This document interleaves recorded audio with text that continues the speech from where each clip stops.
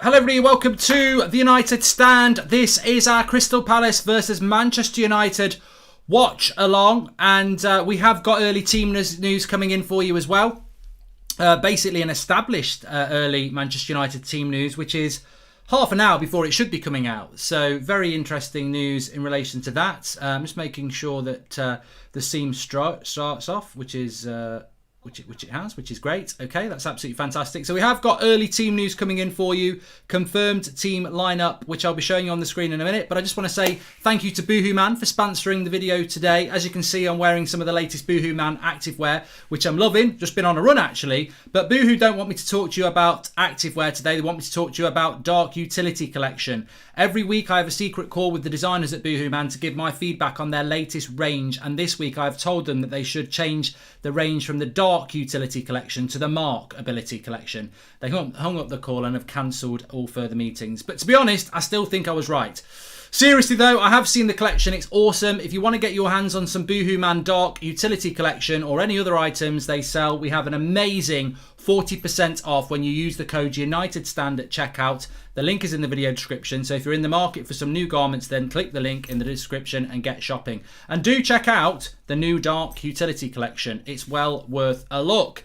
But let's have a look. Let's have a look at this team that Manchester United have put out today. This is the team. Manchester United versus by Dylan Hanafi. Manchester United team news. There it is. Henderson, Wan-Bissaka, Luke Shaw, Eric Bailly, Harry Maguire, Nemanja Matic, Fred, Bruno Fernandes, Rashford, Cavani, Greenwood. What are your thoughts on that? Because I agree with Elijah, who says Hendo starting ahead of De Gea is such a joke. Wouldn't be surprised if De Gea has to leave in the summer, and I'd completely understand him. What a joke. Well, I said it this morning.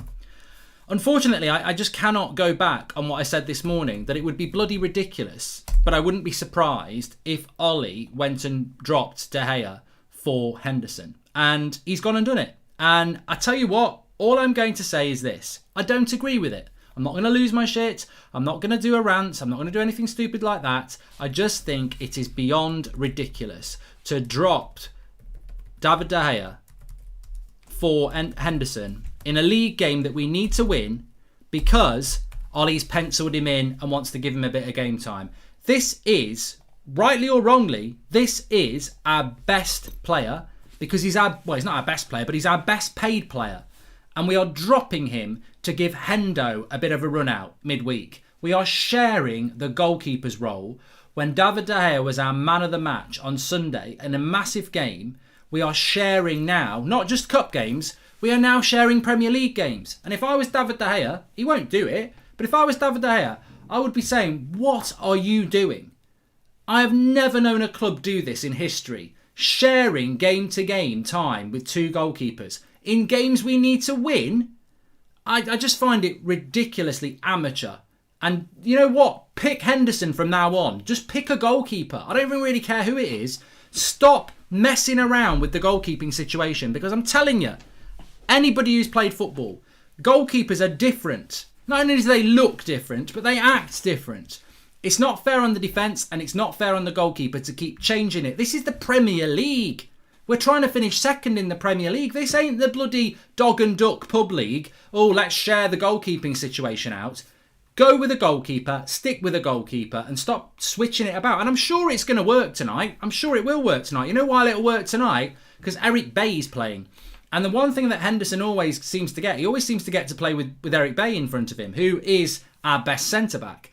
But I'm fed up of the favouritism and the fuzzy thinking around team selections. Donny van der Beek never gets any bloody penciling in. He never gets any sharing the role. In the one area of the pitch where you could mix things up midfield, he never does. But in goalkeeper, where you need a goalkeeper to play every bloody game, we're mixing it up. I mean, last time I checked, we ain't playing Wrexham in the Carabao Cup. We're playing Crystal Palace and we need to win. And we're mixing things up.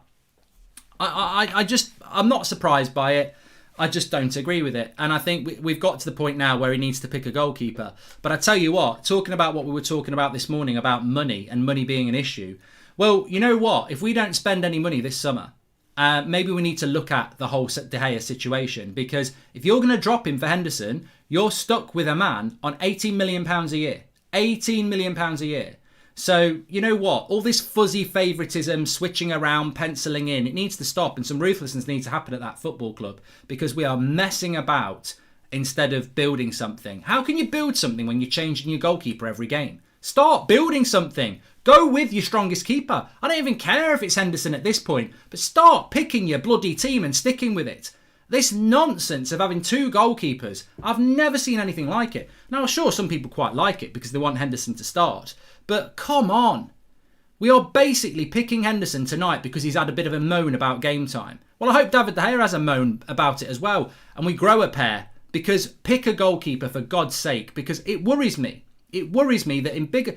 I just feel, and I will say this now, I think we're going to have a bad result very soon. A bad result because of this wishy-washy approach to how we're picking a team. And I'm not just talking about the goalkeeper, I'm talking about the centre-back situation as well. Bailly plays tonight, but he should have played at the weekend.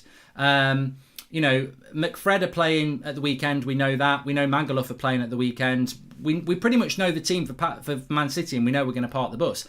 Enjoy tonight, because I think tonight's performance is going to be the most enjoyable performance of the week, because we'll actually play on the front foot. But let's see. We're trying to raise Hendo's profile for a summer move, says Sarab. Well, you know, I just hope. I think we'll be fine. I do think we'll be fine. But I hope that there isn't a goalkeeping error tonight or anything like that, because it's just, you don't need to do it. Sanjit says, what has Henderson done to warrant a start? De Gea is a club legend, but the treatment he gets is shameful. Bailly or Donny never get a run in like this. Well, this is my biggest problem, Sanjit. I said it on Twitter. I said my problem isn't that Henderson's playing. My problem is the fairness that is distributed to Henderson. You know, you're basically dropping De Gea, who was man of the match at the weekend, to give Henderson a game against Crystal Palace in a game we need to win. This isn't as I said, it's not Wrexham in the pub club. This is the Premier League away from home. We need to win it. You're dropping man of the match, De Gea, to give Henderson a run out. I've not seen that same flex for Donny. I haven't seen that. So it's the fairness of this that pisses me off.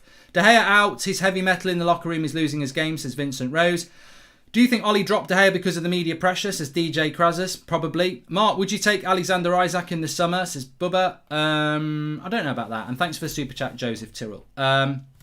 This is a leaked team, by the way, that's been out for a very long time. So I think we're going to have to go with that this is the team that we're going to go with. But I do think there is media pressure.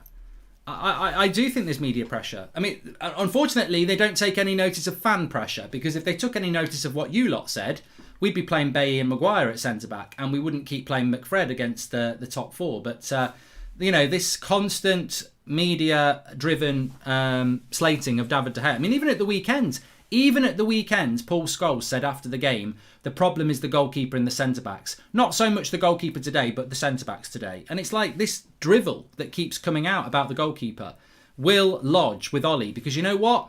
You know what Ollie will want to do? He will want to keep the ex-players on side, because he knows the ex-players cause problems for Mourinho and they cause problems for Van Gaal. My worry is, and we don't know yet, but my worry is, are we now got a manager who's playing to the media to keep them on side because he doesn't want their negativity causing him problems? In which case, oh my God, that would be terrifying. Now, I don't think we're at that point. I personally just think he's given Henderson a game and De Gea will be back in goal on Sunday. I think it's about fairness. But what's worse? Fairness when we're Manchester United and we need to be ruthless, or picking a team that your mates want because they might give you a bad time. I don't know. I don't have the answer to it, but I'm disappointed by it. Eric Bailly starting tonight, spot on. Cavani starting tonight, spot on. That's a strong team. Matic starting instead of McTominay, probably not a bad idea, because McTominay looked ineffective at the weekend and has only just come back from injury, so that makes sense. But the goalkeeper situation, I despair with it, really. I just want a bit of continuity in the team, and at this point, stick with Henderson. You know, if that's the answer, but stop changing the goalkeeper. I just don't think it's going to help us in the long run. I think Matic is a good CDM, would bring in great difference in our defence last season. Our defence was one of the best because Matic had a calming influence over our defence. McFred is not the solution. Someone like Matic would be good for us, as Aditya. Well, the funny thing is that McTominay's not playing today. And the interesting thing about McTominay not playing today is that the last 2 times he's played against Crystal Palace, he's been absolutely shite. So I don't know whether that might have played on Ollie's mind. I mean, look, McTominay's not a bad player, but his last 2 games against Palace, he has had bad performances. One last summer, and obviously the one on the opening game of the season, I think it was there. How is starting Cavani a good idea? He's just come back from injury, says Omar. Because we need to win the game. I think that's a really important thing to say, is we do need to win this game of football. But I wouldn't worry about the goalkeeping situation too much, because he will get a clean sheet. I don't think he'll have a lot to do, because when Eric Bailly plays, we defend really well. Would you take Rafa Benitez if Ollie got sacked, says Suleiman? No. And Zed Jamie, evening mate, he says, I guarantee if Henderson makes a mistake, he will get public backing from Ollie and the fans. But when De Gea gets it, he will get endless stick. Fed up of the bias. If he's giving Hendo a game, give Tellez a game, says Isaiah. Well, I mean, again, yeah. I think that's probably a very, very good point. Well, it is a very good point. Why is it we're giving a backup English goalkeeper game time in a big game like this, but we won't give Van der Beek game time? We won't give Tellez game time. And yet we spent money on them and they were meant to be summer signings. It's weird, isn't it? It's weird. It's weird how we will we will swap our goalkeepers like we just don't care. Put your hands in the air like you just don't care. It probably says in training, who wants to play in goal today? Dean was quickest, David, this week. It's got to be Dean. Who wants to play in the derby? Oh, David was quickest. He's playing. Right, get ready for AC Milan. Who puts the hand in the air first? Oh, it was Dean again. I mean, put your hands in... I don't know. But I think Tellez should be playing tonight. Yeah, because Luke Shaw will be playing 3 games in a week. It's this fuzzy thinking. And look, the manager is always right. Of course he is. The manager is the manager and he's right. And I think we will win tonight. But I would like to see a little bit of fairness around other positions if we're going to be so super fair with the goalkeeper. And I actually think changing your goalkeeper is one of the most crucial positions in a team. I think changing your left back, you can do that. And if it doesn't work out, you can always bring the other left back on. But if you get your goalkeeper wrong, it can be a problem. I mean, look what happened against Sheffield United when we changed the goalkeeper in a league game. Was that the last time that we used Dean Henderson in a league game, Sheffield United, before Christmas? He made a mistake within the first few minutes. I don't think he'll make a mistake tonight, but it could have cost us the game, that. Can I get a shout out to my girlfriend Laura? Got engaged last night, says Matthew. Congratulations to Matthew and Laura. Let's hope we don't see a boring, slow game. Hopefully Bay and Cavani makes the difference. We'll win tonight, Matthew. We'll win tonight. I mean, Crystal Palace are in real problems. I hate the fact that so many British journalists and former players are telling Ollie to drop De Gea. It's a joke. Just throwing him under the bus, says Amadeep. A manager that plays to the media is not worthy of being a Manchester United manager or any manager. Shows weaknesses and an inability to make tough decisions, says Steve Lebo. Well, look, the thing is, when Sir Alex Ferguson was manager, I don't know who the ex-players were that were giving him stick. You never knew about it. Yet we constantly hear from Neville, Scholes, Keane, Ferdinand, the rest of them. They're very vocal. And I don't know. They did cause problems. Quite rightly, I think they caused problems for Van Gaal and Mourinho. They spoke a lot of sense. But I don't personally, and I know some of you do, I just personally don't get the witch hunt against David De Gea. I don't know I don't know what it is. As club greats themselves, why would they not have put respect on another club great? It seems really weird, but they're all out for De Gea. Question, if Ollie gets the sack and a new manager comes in, does the manager drop Maguire and give someone else the captaincy? Not necessarily, because if you come in as a new manager, you don't want to upset the apple cart. Some of them don't. What is this sick joke, says Edward Walters. No David De Gea. Ollie makes it so hard to back him. Screw the media. We are united. Have some pride, for God's sake. And I want to see Twan Sebi at CDM again. He was superb last time out, says Oliver Haymo. I do not know the bench tonight. I don't know what the bench is tonight. So we only know this team has been leaked for quite a while. And the sad thing is, Manchester United were doing quite well on their leaking of the bench, of the team, but not anymore. Just in other news, Leicester are drawing 1-1 with Burnley at the moment as well. So but Leicester are not doing particularly good at the moment. So if Burnley could do us a favour there, that would be quite good. Sheffield United are beating Villa, by the way, as well. Can I just say as well, I'm just going to check something. De Gea is not commanding of his area. It's amazing how he's played against the traditional top 6 and we haven't conceded a goal, apart from Man City, isn't it? Spurs, isn't it? But there you go.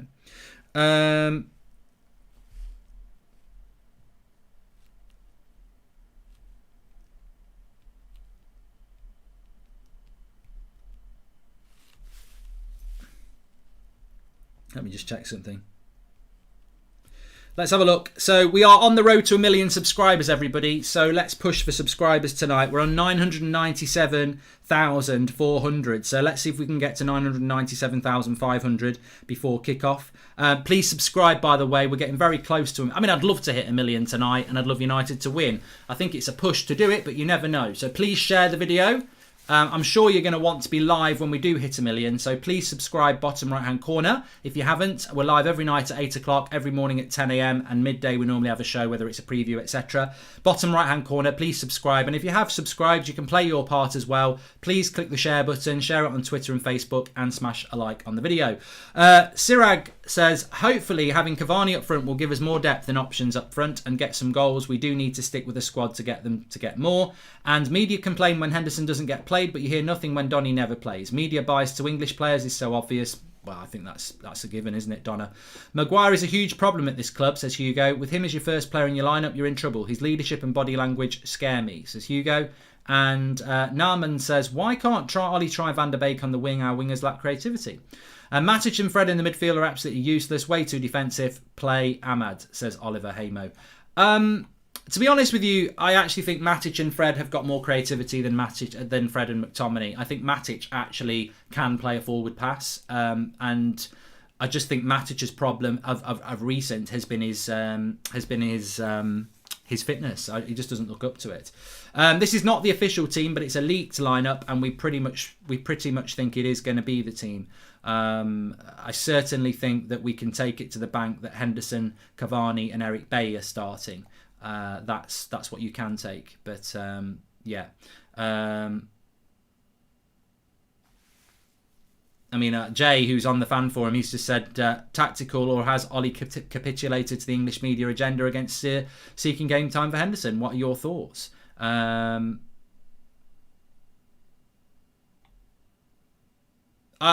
don't. I mean, Flex will be on in a bit. He's just said, I just don't get it. He doesn't need a rest. It's just really, really, really funny in a not funny way, to be honest with you. So let's have a look. Crystal Palace. Mark, will there be a prize for the 1 millionth subscriber, says Andrew Staunton? No. We are going to do stuff, but I'm not going to do that because it'd be chaotic. Mark, why do I have a feeling that starting Dean over De Gea could backfire tonight? It should have happened. It could have happened against Sheffield United. Maybe tonight is the night, says Frank Kraska. And do you think there is any realist chance of getting Haaland, says James Gillock? No, mate, I don't. I really don't. I don't think we're going to have the money for Haaland at all. I think we'll put ourselves in the race on purpose, but I don't think we will get him. I don't think we'll have the money to do it, to be honest with you. What was that previous point there about? I don't envisage a problem tonight.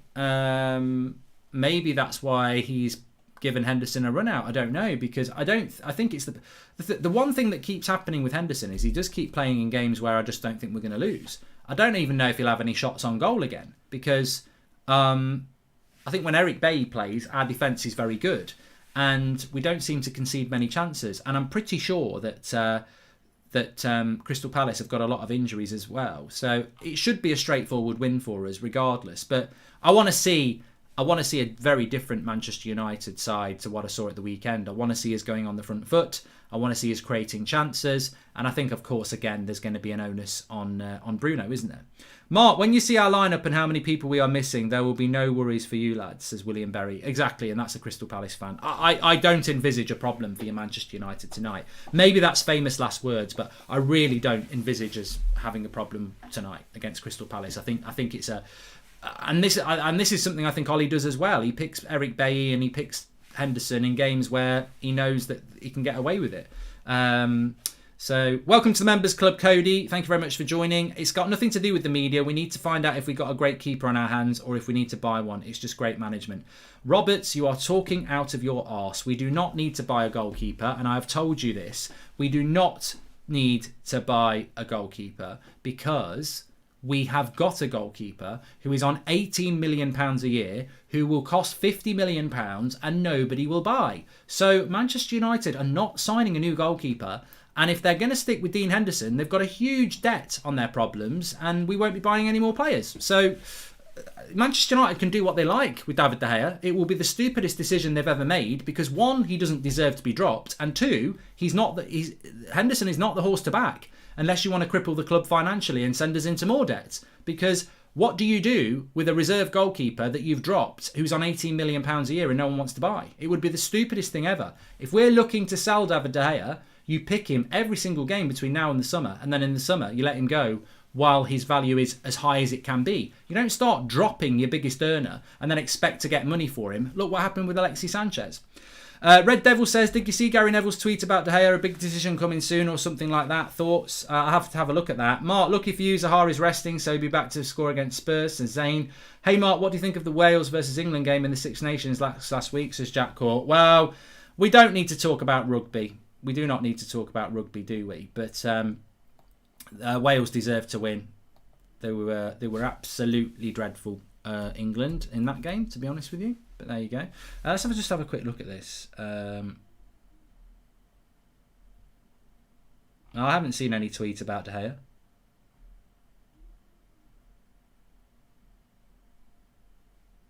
All right, I've seen it now 5 hours ago. Do you think time is over for De Gea in a United shirt? A big decision is coming soon. I mean, the trouble is, right? The trouble is with certain ex-players, I'm not necessarily saying Gary, right?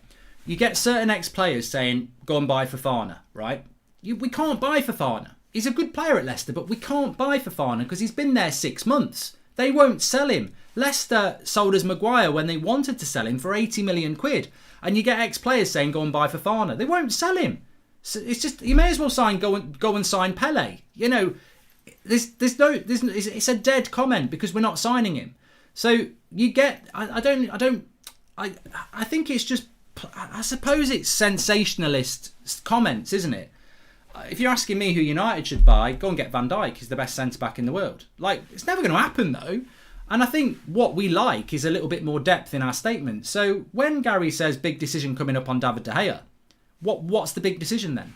Can you explain to me what the big decision is? Because you may as well say go and sign Fofana in the summer. Because it's not a big decision, is it? The decision has been made. He's on £18 million a year with 3.5 years left on his contract. What do you propose? What's the big decision then?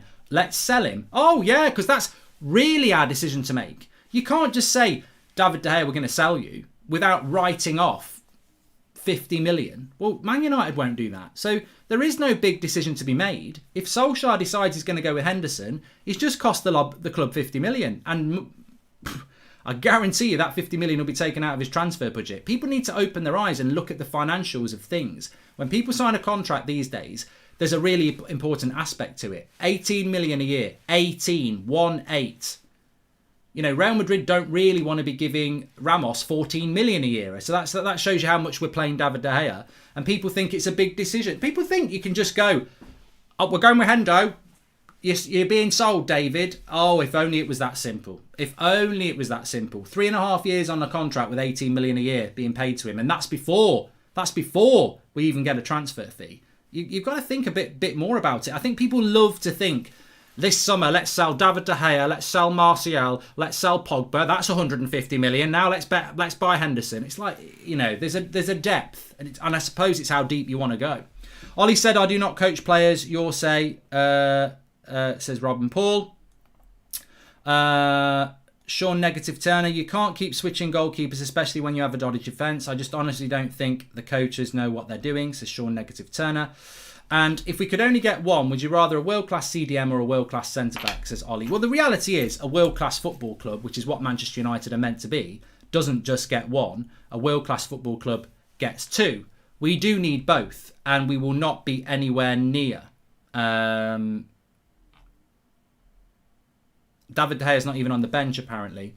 So, I mean, maybe he's injured. Maybe De Gea's got an injury, I don't know. That could be a reason, in which case we've been moaning for nothing.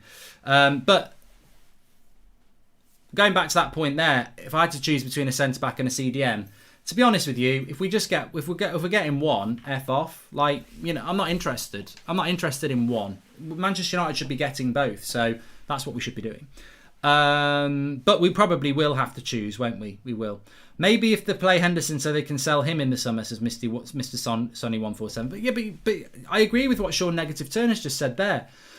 Why are we changing goalkeepers in games we need to win? It's a risk you don't need to make. And resting him for City, since when does a goalkeeper need a rest? Goalkeepers don't need a rest. They hardly do any running. They don't need a rest. Yeah, please do subscribe, by the way. We're 3,000 subscribers away from 1 million subscribers, which is absolutely amazing. So bottom right-hand corner to subscribe. And if we don't win against Milan, then when they don't have Zlatan, we're absolutely crap. Milan without Zlatan is like us without Bruno, says Elias. We're going to beat AC Milan. We will beat AC Milan. I'm pretty confident of that. Yeah. I don't see a problem with that. I don't see a problem with tonight. And all I can see from the English media, David De Gea haters, big calls from Ollie tonight, but I'm all for it. English bias, that's what it is. You should hang your heads in shame, you British bias prats. Turning your back on a United great who was man of the match at the weekend and saying it's justified. I'd love to see what they'd do, what they'd say if it was Rashford who was man of the match at the weekend and he got dropped. It's ridiculous, isn't it? It does show you the volume of scapegoating David De Gea gets when he was actually man of the match on Sunday. He gets dropped tonight and people are going, good call, Ollie, big call, good call. It shows you what an agenda is because he actually was man of the match at the weekend and he's been dropped. When is that ever right? Hi Mark, Martin Tyler revealing De Gea not on the bench, says Jack Bent. Thank you very much. Well, I don't know whether there's a bigger story to this, but hopefully it's not an injury because that would be really disappointing. Apparently Donny van der Beek's not on the bench as well. But there you go.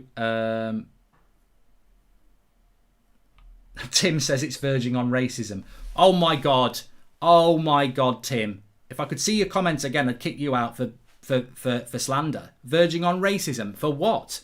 What are you even talking about, you fool? But Bailly got man of the match and he got dropped as well. Yeah, it's not on. It's not on. Let's have a look what people are saying. When did we turn into a small club? I cannot believe Ollie said what he said about how we won't spend much money this summer. What big club talks like that, says Yazza. And if we... Yeah, I've done that one as well. Okay. And hi, Mark, we've done that.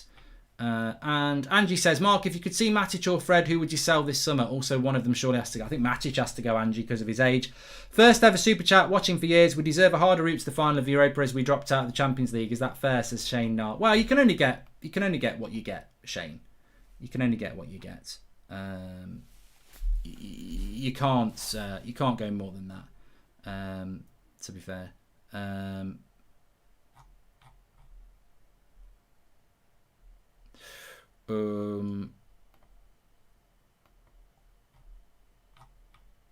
What do you think of Luke Shaw getting our player of the month? I'm over the moon, mates. I'm absolutely over the moon that Luke Shaw is our player of the month. I'm just going to get the team. The team will be out very soon. I'm just getting set up here. We know what the team is. I'm not expecting to have to change anything anyway, but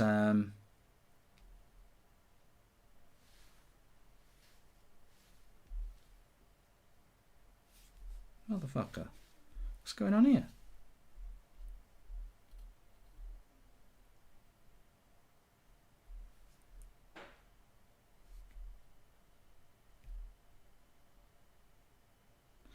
Screw that, I can't do that, it's annoying.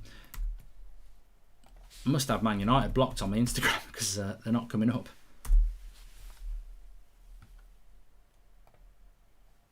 Yeah, Luke Shaw's been voted our man of the match, which is great. Not man of the match, he probably will get man of the match. Player of the month.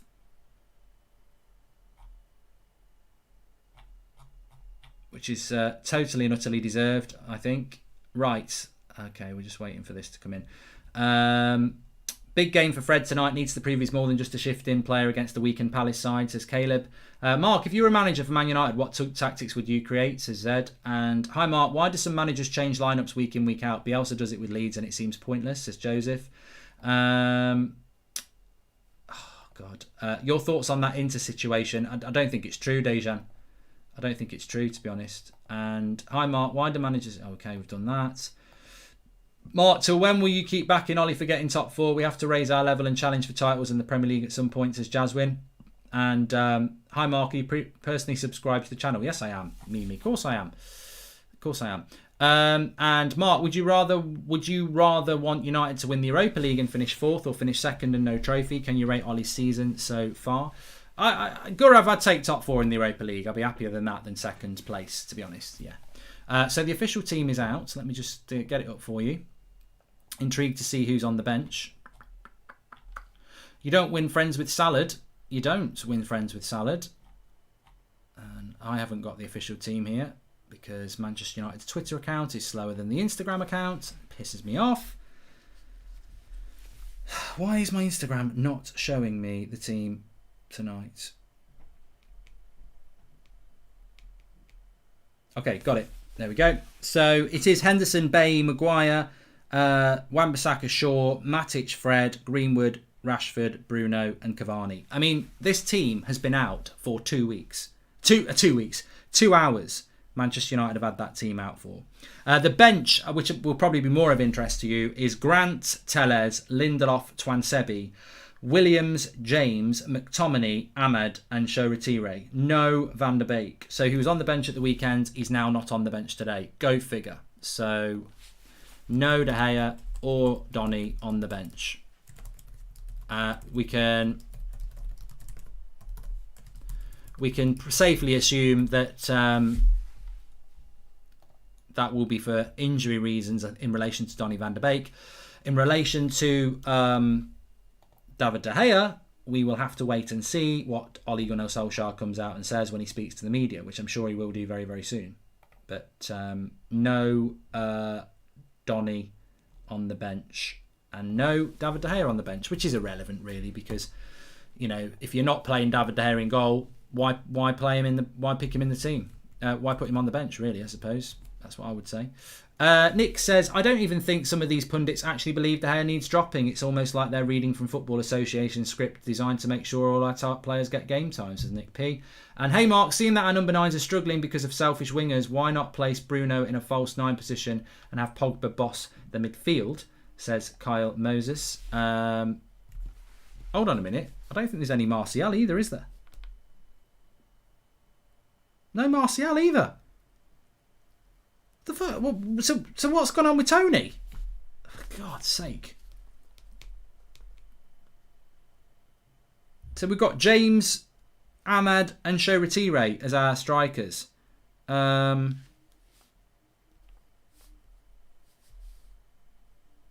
That's weird. That is really weird. I presume Martial must be injured. But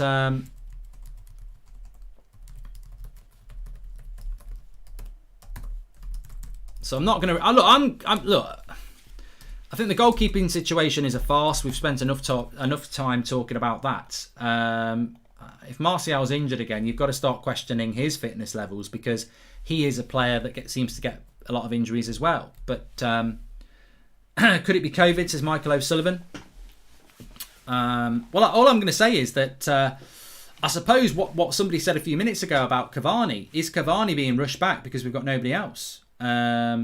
Something has got to give soon. Fred is our worst centre midfielder we've ever had. He's so bad at everything. How Donny can't get ahead of him blows my mind.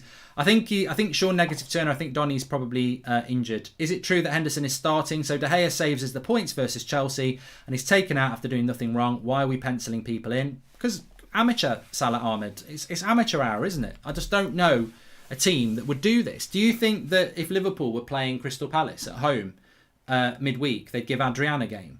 Do you think... I don't even know who the backup goalkeeper is for Man City. Is it Joe Hart now? I don't know. Well, no, that's Spurs, isn't it? I don't know who the backup goalkeeper is for City.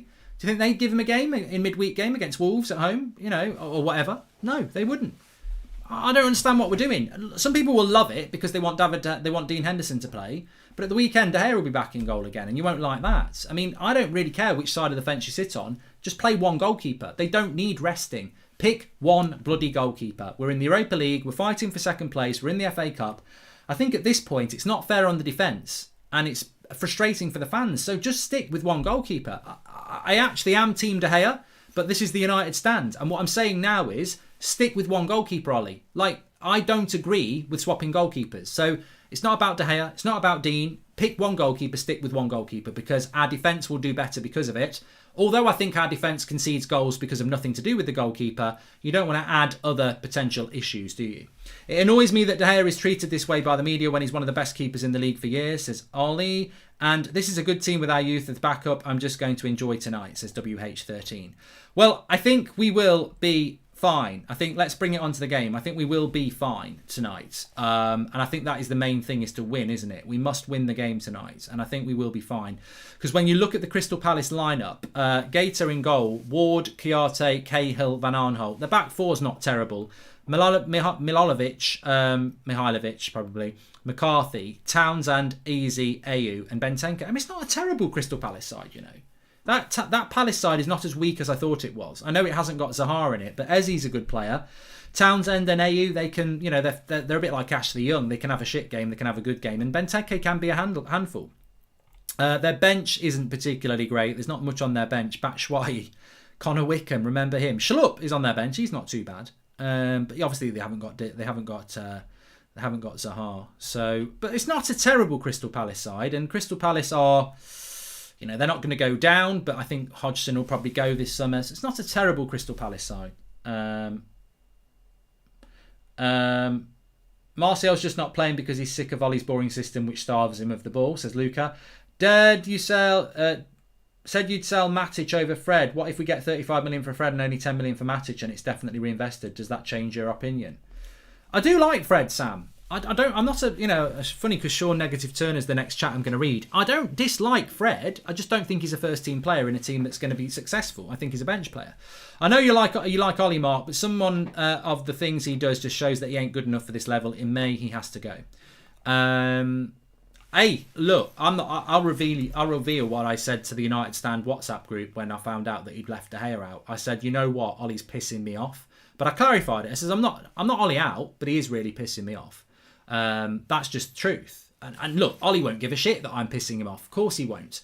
Neither should you care that I'm pissed off. But he is pissing me off. And I back him, as you know. I've said let's keep him till May. But I just think some of his selections are wrong. And I'm not talking about the goalkeeper here. I'm talking about the weekend again when Bailly got dropped, having been brilliant against Sociedad.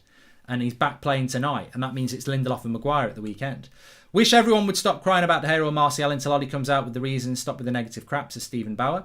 Martial isn't even on the bench. This bias is tiring me out. I think he's got to be injured, Nana. Even Ollie would not put Martial on the bench. He's got Show Retire on the bench. He would put Martial on the bench. He must be injured. Mark, shouldn't we save Cavani for City though, says Simon Evans. We haven't really got anybody else though. I'm sick and tired of Greenwood. He's been so bad and he's average, says AZ. And hey Mark, I like Greenwood. Hi Mark, you didn't read my last super chat, but I really think that Donny will get more game time if we buy a player like yeah, I'm not going to read that out. Leo's gaming. I'm not stupid. Thanks for the super chat. Yazza Said says, Mark, let me ask you a question. If we need to make subs, who do you bring on? McTominay, James, Ahmed, Show Retire. Our bench is a disgrace. Well, it isn't a strong bench. It isn't a strong bench. I definitely agree with you on that one. Please smash a like on the video, by the way. And remember, we are sponsored by Boohoo Man for the show today. You can get 40% off by using the code UNITEDSTAND. They've got a brand new range of clothing to check out, so make sure you do it. I'm wearing some of the active range at the moment, but they've got a brand new range of clothing called the Dark Utility Collection. I did say please call it the Mark Utility Collection, but they just hung up and said no, do as you're told. So Dark Utility Collection, check it out through the link in the video description, and you can get 40% off most of their clothing line anyway with the United Stand on checkout. And as you can see, I'm wearing one of their active range tops. Hopefully I won't be putting my hood on. But God, I look like a prat. Look at me. Hello. I'm the anorak. Hoodies. I like hoodies, but I just don't like putting the hood up. I look a twat. So if De Gea doesn't play versus City, is David De Gea done? Says Salah Ahmed. Mate, if he wants to pick Henderson from now on in, do it. But you've just lost 50 million out of your transfer budget, because that's what we're going to lose by dropping David De Gea long term. £18 million a year. We'll never get that back. In regards to Bay, I think Ollie's basically trying to ease in an untamed beast. Well, I don't know about that. WH13. Mark, your moderator timed me out for pointing out Spencer O'Hare. Yeah, well, I'm not going to read that out either, Spencer. So, that's unsubstantiated claims, and I'm not having that. If we lost Pogba and David this summer, what kind of transfers coming in would you want, says Akrish? I get what the point the previous person was taking, but should we start talking about Harry Maguire having an assault case hanging over him? No, because you're guilty until you're proven innocent. So let's not start chucking accusations out that are a bit baseless at this moment in time. Will Roberts, thanks for the super chat, and agree that Fred is a rotational player, but think it's easier to sell Fred and buy a better suited first team player while Matic stays on the bench, says Sam Rowling. Thank you very much for that. And we better beat Black Palace, prediction 4-1. Well, I didn't do a prediction. What is everybody's score prediction for this game? Because I didn't even do a preview. I didn't even preview. Martial has a knock. Ollie just said also De Gea personal reasons, says Tyrone Ferris. Okay, that's absolutely fine. So can I just say here, if David De Gea's got personal reasons and that's why he's not playing, and Martial's got a knock, then this is the information that we have. I think it's totally understandable in those circumstances that Solskjaer would make those decisions. And I think we all probably feel a little bit silly now for reacting the way we did. However, I do think it was justified to react like that because, as we know, and everything we have said is unfair. There is a media bias in this country from ex-players and some of the press to force David De Gea out of this football club and out of the number 1 shirt, and it's not fair. And I think many of us felt that was the situation that was building here. David De Gea's wife is heavily pregnant, says Boogie Dance, and Donny is probably carrying an injury. But good to see a lot of people in the live comments talking about high scores. I'm going to go, I think my score prediction was, I'm just going to check what I put into the group chat because we have a game, you see. Will Roberts says, I moved across the country to DC for college and I miss watching matches with my family. I live alone and I enjoy watching the matches with you, sir. That's the whole point of the watch along, mate. Thank you very much. Please subscribe, by the way, bottom right hand corner. We're getting really close to 997,500, which will get us 2,500 away from 1 million. So bottom right hand corner to subscribe.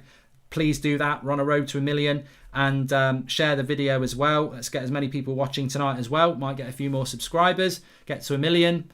What a feeling that will be for you. You're the ones who've done it. Mark, I'm worried we're going to get smashed by City. Let's deal with tonight, Callum. But yeah, I went with 3-1 to Manchester United. I'd probably change that to 3-0, actually. I think I'm quite confident that we will not concede tonight because whenever Dean Henderson plays, he never seems to have anything to do. So, yeah. Thanks for subscribing, Richard Matthews.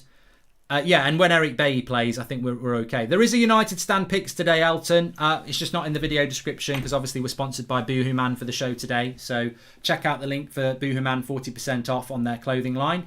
But if you want to play United stand picks, you can do. Most of you who play it will have downloaded it already. So just make sure you play it. If you've got it on your phone, just play it before kick-off. And there is a £1,000 cash prize pot for that. If you haven't played it and you want to play it, I think if you go to last night's show about Pogba, Sancho and Varane with Flex, it's got the link in the video description there. Zed Jamie says, Mark, isn't it funny how the other day we had a chat that we never get team news early. 2 days later, we get it 2 hours early. Let's hope for a good performance. United have got more leaks than a sieve, haven't they? They really have. But I'm going to go 3-0. I think we're due a big game from Bruno, yes. And hopefully that's what will happen tonight.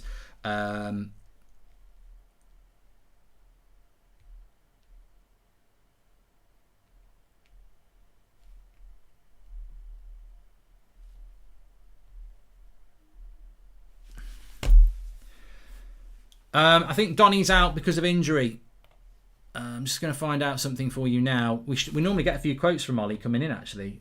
He's not said anything to the press yet, but...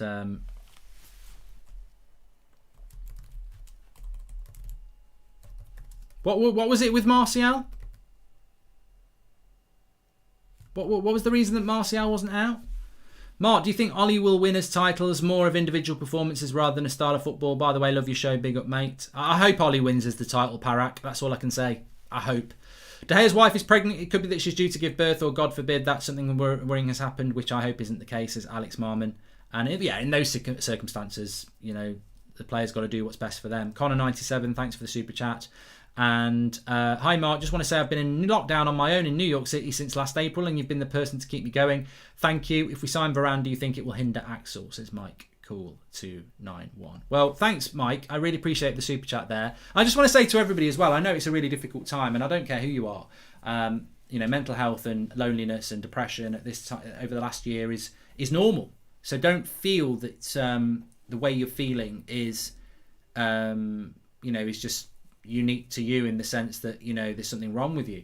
Everybody feels like this, especially over the last 12 months. So it's really important, and I'm glad that whatever people say it when I'm playing FIFA. I was doing Football Manager on Twitch last night. Obviously, United stand here. If it helps people, that's great, and I think that we do have a community that makes people feel part of something every day. So I'm glad that helps, and it's good to talk. But it's even better to acknowledge that a lot of people are going through this at the moment, and it's not an easy time. So all the best to anybody feeling like that. Ollie's knocked Tom Martial out. I think that Henderson is under pressure to perform, says Salah Ahmed. Bay, where he belongs, is going to be 4-0, but Diallo and James on after 60 minutes and run them down for the last 30. Perfect game for them, says Byrne. I mean, I wouldn't sleep on Crystal Palace. It's not as bad a team as people are making out. It's not a terrible team. And Josh says, stop thinking we're going to win. That could be a jinx. Well, you know what? I don't even really care. I don't even really care if predicting a win tonight is perceived to be a jinx. You want to know why I don't care? I'm going to tell you why I don't care. Because I'm wearing pyjama bottoms, and when I wear these babies, we win. But no, that's not really. I'm going to have a stretch though. But lovely top this, by the way. It's a different material here to what it is on the arm. Shiny arms, and then a more cottony chest. Very nice. Get 40% off. Links in the video description. But no, realistically, I'm stretching my back. Don't worry.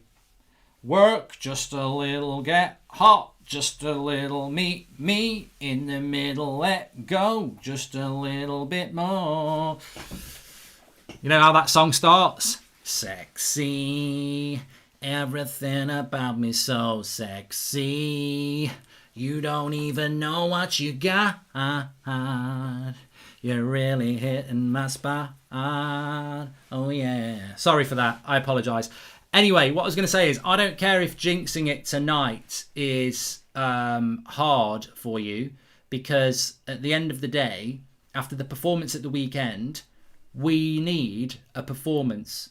We need a performance, don't we? We need to win, and we need to win well. So I don't really care about whether jinxing it is going to mean we're going to lose, because that's bullshit. These players need to come out and play some football, and I think we will tonight. We're not going to park the bus against Crystal Palace. We owe them a beating after last week as well. So let's go and beat them. That's what I say. It's clear Donny isn't an Ollie signing, Mark. Can you see him going in the summer? It's a pity, says Philip Burtonwood, and thank you, Renate, for that. Donny is injured.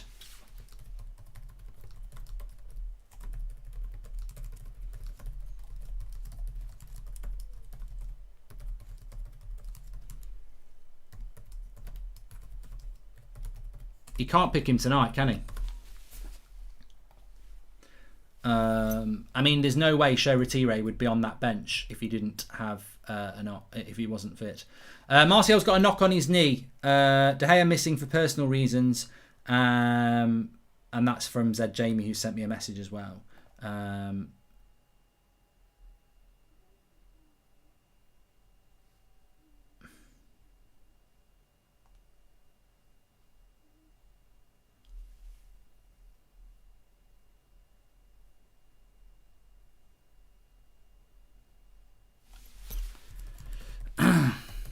God, I can't believe what I've just been asked.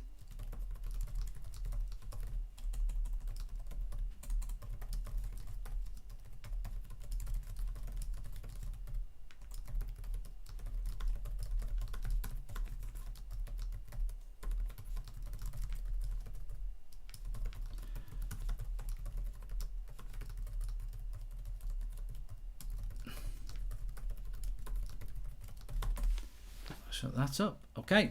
Back in the room. Eyes down for a full house. Is it true Inter have got to pay 43 million? Probably. And Tavares is coming on for Leicester. It's not my Tavares, Ivan. It's definitely not my Tavares. With these dance moves, Woodward should send Goldbridge for negotiations. Might even get a deal. and really feel like an amazing community here, and I love United. Predicting a win tonight. Come on, United, all the best for you and everyone in the chat, says Louis7 Gaming. Yeah, let's just focus on a win. Let's get a win tonight. We've got to win. I think that's the thing about tonight. Sod the team news, sod the disappointments. It is disappointing that we've actually got 2 injuries, additional injuries now. Van der Beek and Martial out now, but we've got to win tonight. We've got a good enough team to win. I think Bruno's massively important. I think if you took Bruno out of that team, I'd be a bit worried. I think the goalkeeping situation should never have happened. Today, Henderson will be under pressure to perform, or else he knows David De Gea is back for City. Well, apparently David De Gea's got personal reasons. Man United should always be expected to win. That arrogance is part of our club. Jinxing should be a word we don't use as fans, says Gustav. Oh, I'll keep saying it. We've got to win tonight. We have to win. I think we will win. Is it me, or does Ollie always use our better centre-back pair with Dean and not De Gea? Either way, happy to see Bay at centre-back. Hopefully a high line, says Landon. Mate, you know what? Can I just say, you've reminded me of something I wanted to say. Let me just read Nick P's super chat. Mark, can you call out all the haters when you get to 1 million subs? A good hour's worth. Who's laughing now? Janet from Stevenage as an example. I think you like Father Ted. I've got a book here of all the haters that I'd like to call out when we get to 1 million subscribers. Let's start off with Dylan from Stockport, who said in 2016, Goldbridge, you're such a big head and your hate of Fellaini will be on your undoing. Well, who's got the last laugh now, Dylan? On to person 2. Father Ted, it's a classic. It's an absolute classic. But going back to that previous point there, about why does Eric Bailly always play with Dean Henderson? I have got some things planned for when we hit 1 million, by the way. But you've got to subscribe and get us there, bottom right-hand corner. But I will do that just for a laugh. I've got a huge list. Don't you know me? I'm not shy at coming forwards. I'm not. But this is what I was going to say about the football match. I actually was thinking about this the other night after the Chelsea game, and I thought, you know what?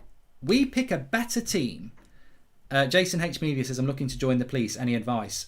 Give Sting a ring. They might reform for you. And but anyway, what I was saying is that I think that on Sunday night after the Chelsea game, I was like, we actually pick a better side and better tactics when we don't play the top 6. Our reserve side, or our weakened side, is actually our strongest side. So if you think about Sociedad last week, you've got, I mean, look, Henderson's a good goalkeeper. I prefer De Gea. My problem is that we're sharing the role. Just pick one. So whoever's your goalkeeper, just pick it. I'd go De Gea, you go Henderson. That's fine, okay. Bailly and Maguire is better than Lindelof and Maguire. That makes us play a higher line. That frees McTominay up, which means he gets closer to Bruno, which makes us more creative. So the funny thing is, when we play against Man City, Chelsea, Arsenal, Liverpool, Spurs, we play Maguire and Lindelof. We play a deep line. McFred babysit them. The fullbacks don't get forward. Bruno gets isolated. Rashford gets isolated. The forward gets isolated. It's 0-0 if we get the result we want, and everyone's bored shitless. When we don't play the top 6, we tend to play Eric Bailly, who plays a higher line. And then McTominay gets further forward. And then Bruno gets better support. And Rashford.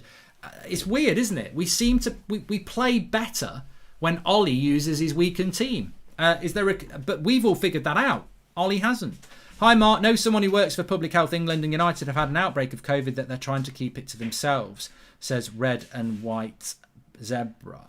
Well, I don't know whether that's true. We can't start sending out speculation and unsubstantiated rumours, but it's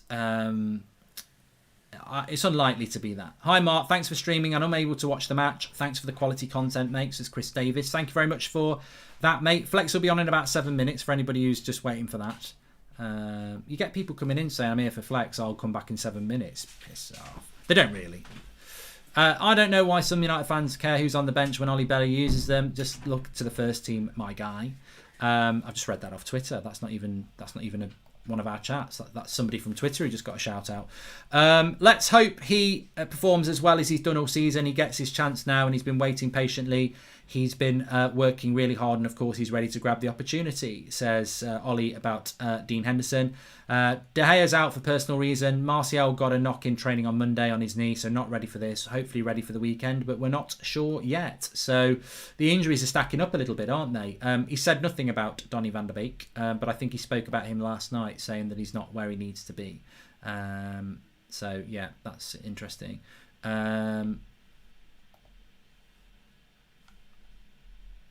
Strong side must win tonight. I've just read another one. Let's have a look. Hey, Mark. I've done that. Okay. Have Man United actually got a specialist defensive coach, as Neil Prince? I think it's McKenna. I think McKenna's meant to do it, to be honest. I love your content, Mark. And do you think that Man United will win the Europa League, says Oaz? Mate, you're not pinning me down to anything. I'm not stupid. If I say right here, right now, we're going to finish in the top 4 and win the Europa League, it's clipped up and I look at Pratt and every rival will be retweeting it all summer. I don't make those sort of predictions on this United team that I don't trust. I don't mean that in a bad way.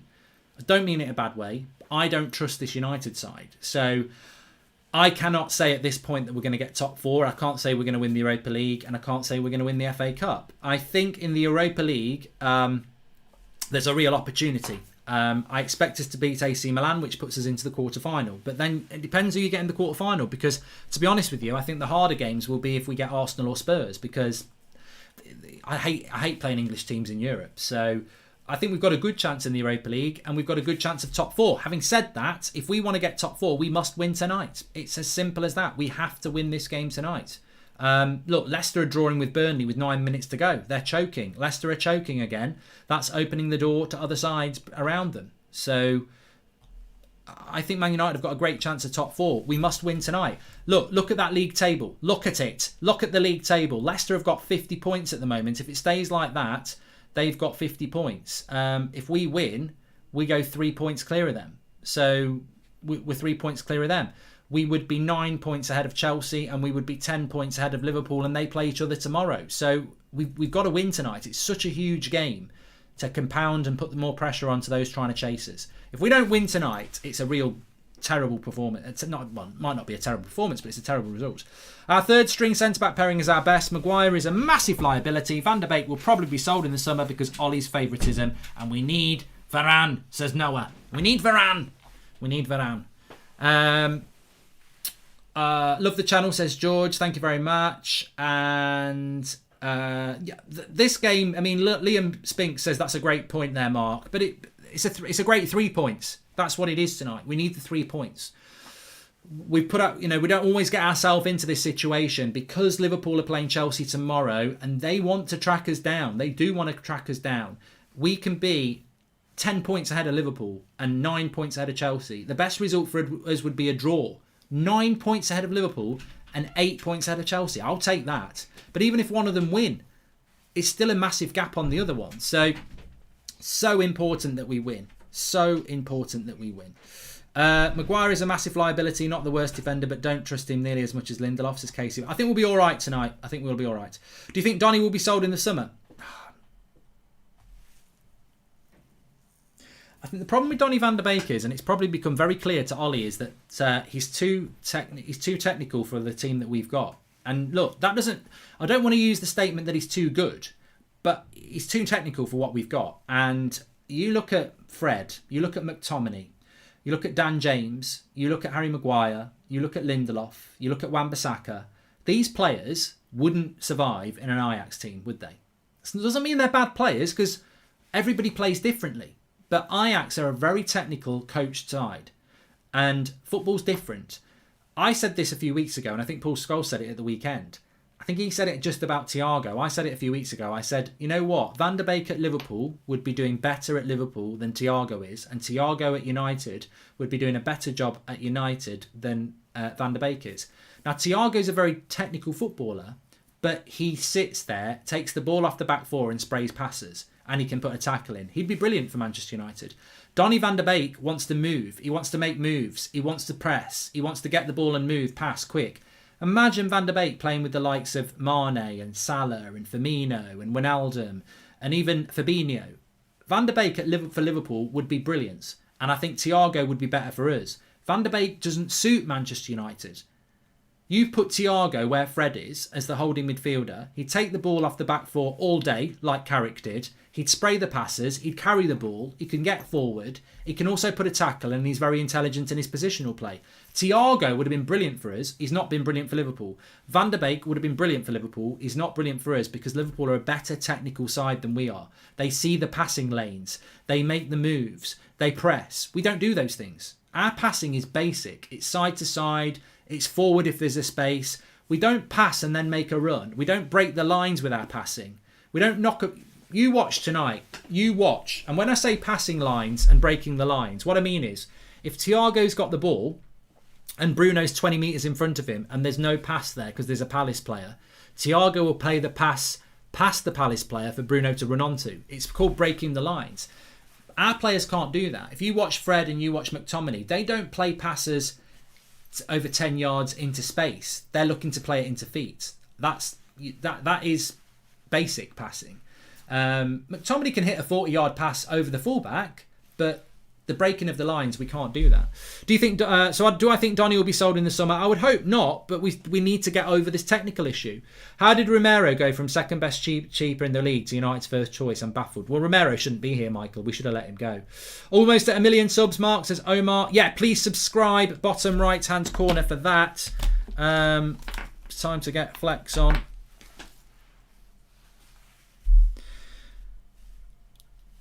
I think our football is quite basic, and I don't think that there's anything wrong with saying that. I think we all know that. There's nothing wrong with that. We're hoping it's going to evolve and get better. But as you've seen against Chelsea and Man City and Liverpool, against the best sides, it's very, very basic. I think even tonight, I hope we're going to see good football. It's Crystal Palace who've got lots of injuries, but let's analyse how we play tonight. Let's analyse how well we perform tonight. Let's see if we see some really good progression. Let's see if we see some really good build-up play, or are we going to rely on individualism? Evening Flex, can you hear me? Yeah, man. You're my hero, says Xander. He's talking to me, not you. That's not. Thought you talking to me? No. I thought you just said, "Can you hear me?" and then just wanted to let me know that. Well, you are my hero. You know that. I tell you every night before I go to sleep. WhatsApp. What's your thoughts on the team? Yeah, it's pretty strong once I've taken it all in. Yeah. I mean, it's always good to see Bailly getting a start, although it's not nice to know that it's because he's not going to play against City unless Yeah. through the next couple of days. But we know that we move on. I did get my wires crossed with the De Gea situation because I just assumed that he'd been dropped. I didn't actually look at the bench, so that was my bad, just kind of shooting the gun there. Because I was like, I just don't see why he needs to be rotated. And someone on Twitter just said, "Oh, you've got an agenda against Henderson." It's not an agenda; it's an opinion. And my opinion is that I think we should just have one constant number one, especially if De Gea was playing badly and deserved to be dropped. That's a different story. But I always wanted Henderson to come back and give and challenge De Gea in terms of be there. I don't mean directly. I mean challenge him to up his game so that it's De Gea's place to lose. I think he deserved. He's got enough credit in the bank to earn his place back, which I think De Gea has done this year without having really lost it. If you get what I mean. So yeah, for this thing about the goalkeepers, it's like you have an opinion on it and people call it an agenda. No, it's an opinion that someone might not agree with. So they want Henderson to get in and out to get him experience, which is also fine. So yeah, but obviously I see that De Gea is just not on the team sheet. So is that personal reasons or is it an injury? Do we know yet? Personal reasons apparently. But that's part of the problem in itself, isn't it? Really, because what? Annoying. If you are De Gea or you are Henderson, well, straight away that's a division in the fan base. You never want these divisions, and that's another facet of why I don't like this situation. Now, tonight it's for a totally valid reason by the sounds of it, because obviously De Gea is out. Welcome to the Members Club, Dylan, Connor and Noaf, by the way. Thank you for joining. Get your little badge next to your name. You can do that by clicking the join button. But I think that, my major issue is that when De Gea plays at the weekend, hopefully, and then Henderson plays on Thursday, these are important games, Man City and then AC Milan. When you're changing your goalkeeper, some of that defence will be the same, and every goalkeeper's different. Some will come for a cross, some won't. Some are good at this, some aren't. I want to see some ruthlessness from Ollie. I wanted to see him go with the goalkeeper. You said it on Twitter. You don't need to rest the goalkeeper. Just go with your goalkeeper. It's not like you need to rest. And what it actually does is, by not picking, you actually generate more division. And division's not good for a manager, because you will get people saying you're not treating Henderson well, you're not treating De Gea well. And the goalkeeper is a position where you just got to stick with a goalkeeper, I think. Yeah, and I'm not a goalkeeper, but I can imagine that the position is one where you kind of do need to keep playing. Like it's not like an outfield position, obviously, where concentration, isn't it? You're going to get just to keep the muscle skills going, the muscle memory going, the kind of agileness. Just keep playing. So equally, it's hard for a keeper coming in who hasn't been playing to come and just be expected to just do their thing, and it's hard for the starter to kind of play for a few, then come out a few. I just prefer one starter unless there is a glaring situation there, which probably was the right time to do that last season, but we didn't give Romero a chance when De Gea should have been dropped. Yeah, it's a good point. I mean, it'd be interesting because I think Henderson will have a good game tonight, and then you can guarantee. Yeah, there's no reason why he shouldn't. The press will be like, "Oh, he's got to play against Man City," but as I said, that's a story for another day. And if Ollie decides he wants to go with Henderson, I won't agree with it, but I'll respect it because at least he's making a decision. But I tell you what, if he goes with Henderson and drops De Gea, he's going to lose 50 million because we will lose a hell of a lot of money on the investment that we put in because nobody will buy a reserve goalkeeper and give him £18 million a year. 1-1 there, Leicester. That's good. Leicester have lost. No, they drew 1-1 in the end. Yeah, so that's good. Well, I was saying that. I mean, look, what's your feeling on this game tonight? The Palace team is not as weak as I thought, really. I know they've got injuries, but there's still good players there. Yeah, there's still good players that can hurt you at any moment, and we can't just take it as they've had a few bad injuries to their team. And obviously, Zaha's not playing as usual. They're in bad form. What have they got? I think they've got 1 win in 4 or something like that. Yeah. Not even a shot on target against Fulham, but then Man United rock up. You know what I mean? This is typical us. I've learnt my lesson many a time, especially this season, to not just think you're going to go anywhere, rock up and just take away 3 points. With teams lower than Palace, we've struggled. So I don't have that mindset of we should just go and steamroller these, like the paper or form guide should suggest. Could always be a difficult game. Do we just don't do it. Exactly. We just don't do it. And Townsend is always a player who can just get a ball in the box. Benteke, who hasn't been in great scoring form for his Palace career, but always a threat in the air. Eze is a decent player. Ayew can always run at you and create problems. Crystal Palace are that side. They could either be completely terrible and give you an easy game, or they're very unpredictable and difficult to beat. So coupled with us, you just don't know how we're going to perform. So yeah, we've got the team to go out there and do the job, but it is a must-win. I wrote in my article for the United Stand, which you guys can check out on the website, that this is a must-win game. Like every game is a must-win game. We kind of say that about every game, don't we? And before you think it, you're like, well, every game is a must-win game, but not so much for the title race, but just for humility, just for plain old. We're 15 points behind City. If we lost today, and went and lost to City on the weekend, 18 points. It's just embarrassing. It's just more for our own kind of just to. It's interesting. Just one, obviously the top 4, but I just don't want to. I just don't want to keep winning. Yeah. Willie says, "Where's De Gea? He's got personal problems, so he's not playing." And welcome to the Members Club, Liam Morris and Matty Smith. I was saying this on the show the other day. I don't know whether everybody saw it. Manchester United at the moment got 50 points, and I think City have got 62 after 26 games. 3 years ago, we were second in the league with Mourinho, and Man City won the league by a lot. But 3 years ago, exactly after 26 games, Mourinho had 56 points, 6 more points, and City had 67, 7 more points. So the gap is virtually the same, apart from Man City had won 2 more games and Man United had won 2 more games. But there you go. It's very close, and we know how that season ended. Man City just went further and further away. Yeah, and I think that will be what Ollie detractors will use at the end of the season. If we don't win any trophy and we finish second and we're like 25 points behind City, people will just say, well, this ain't progress. This is where we were 3 years ago with Mourinho. Yeah. So we all know what happened. But would they be right to bring that up? Him. Would they be right to bring that up as an issue, or do you say, look, within the context of this squad, he has made progress? I see Galvatron in the free seat says Flex is great at bigging up every opposition we play. We're Manchester United, these teams should be scared of us. Well, ideally, yes, with the attacking talent we have. But you tell me, Galvatron, what reason do teams have to be scared of us from how we play and our inconsistencies?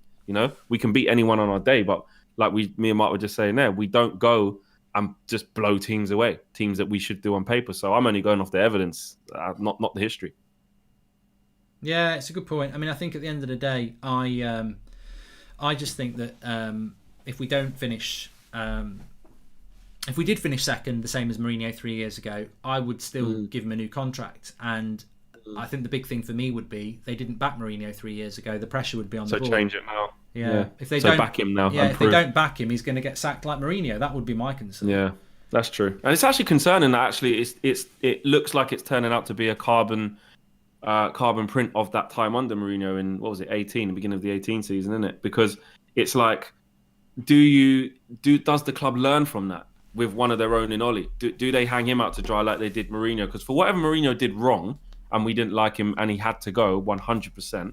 At that time, I remember him moaning in that transfer window, saying, "I haven't got the players. I've only got Fred, and I think it was Dallo, was it? I can't remember at the time, and Lee Grant. Was it those three? Yeah." Yeah, and he said, I need a centre back. I need this. I need that. And they didn't back him, and then it went to crap from then. So it'll be interesting to see if they learn from that. Yes, the COVID situation, I understand, but will they give Oli a platform to go on and build from, or just give him the same players? Because how can we have the same players from last year, pretty much? I know Cavani is here, but that was kind of rushed. Ahmad's young, Tellez is back up, and Van der Beek, God knows. So it's pretty much he's playing with the same team. So how can we expect different results? Exactly. Just an update. Martial's got a knee injury. Donny is injured, even though he was on the bench on Sunday and didn't even get used. And De Gea has got personal reasons. So Henderson is in the team. Obviously, Eric Bailly's playing, which is good.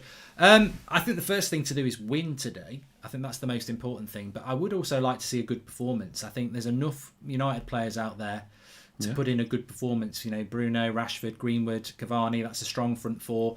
Fullbacks should be given licence to get forward, which they weren't allowed to do against Chelsea. Should play a higher line with Maguire and Bailly.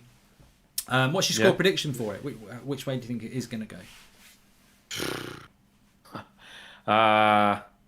I'm going to go 3-1 and 2-1. 2-1 win. 2-1 win.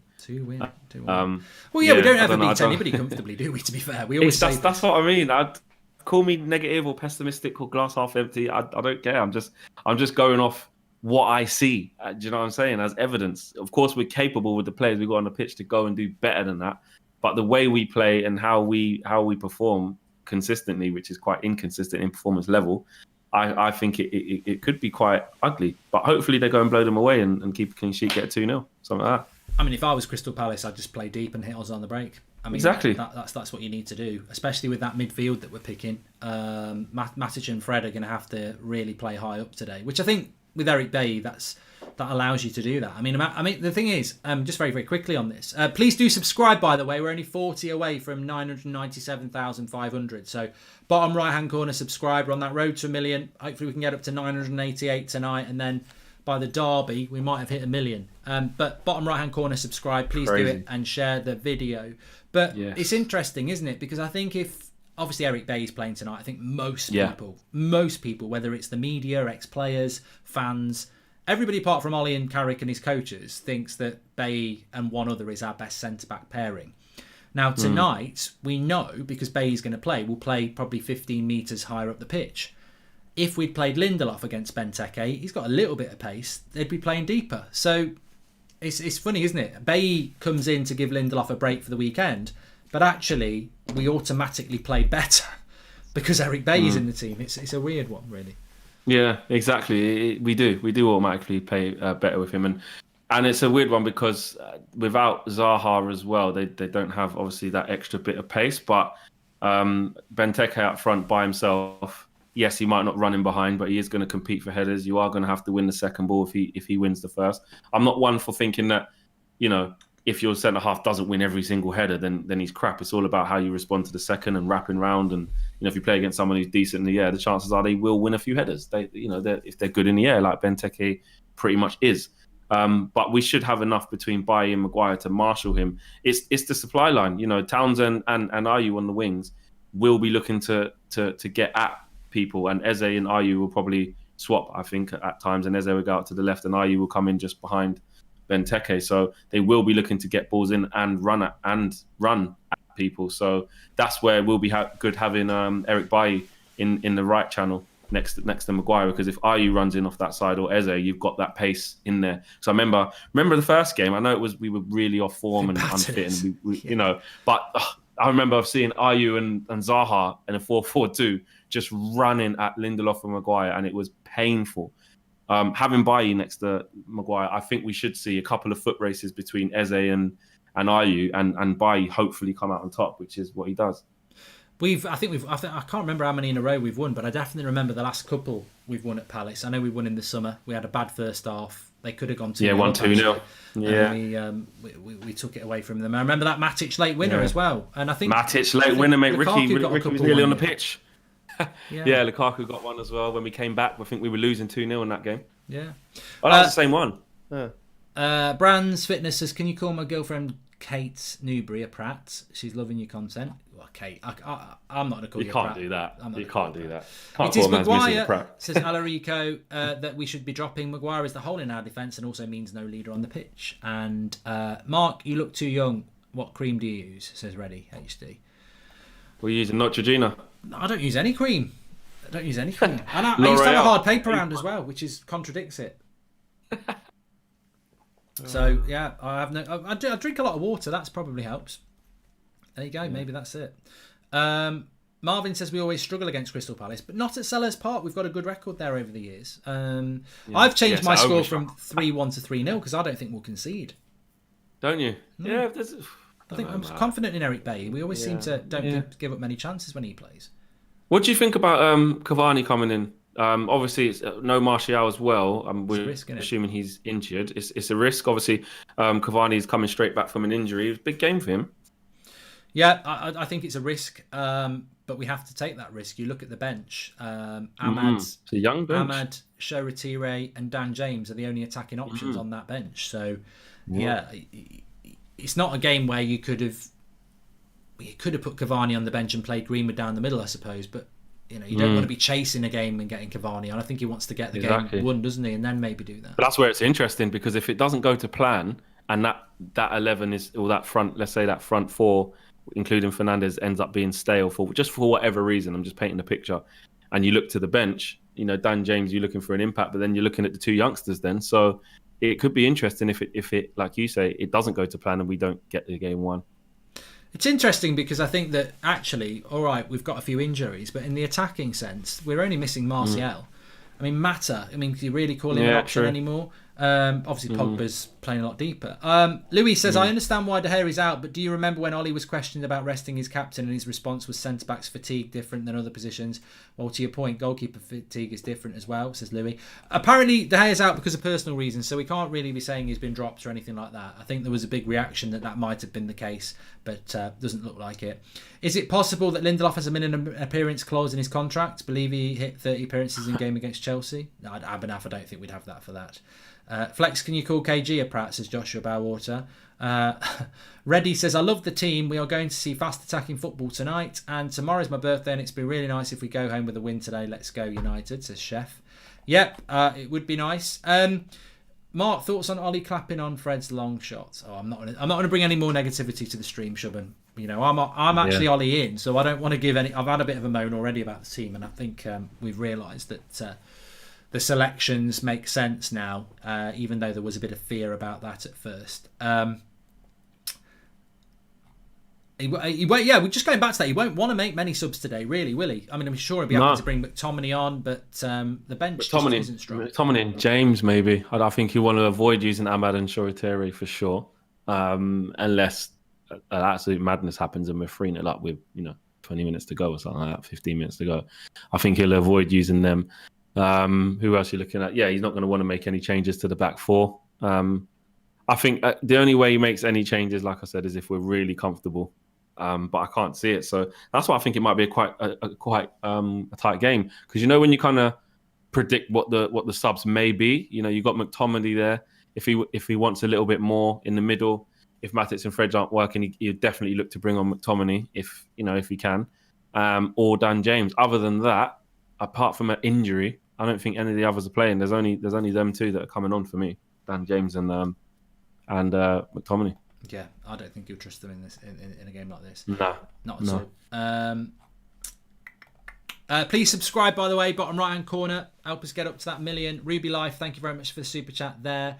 Just quickly, I just wanted to bring this in, and the live comments can get involved, of course.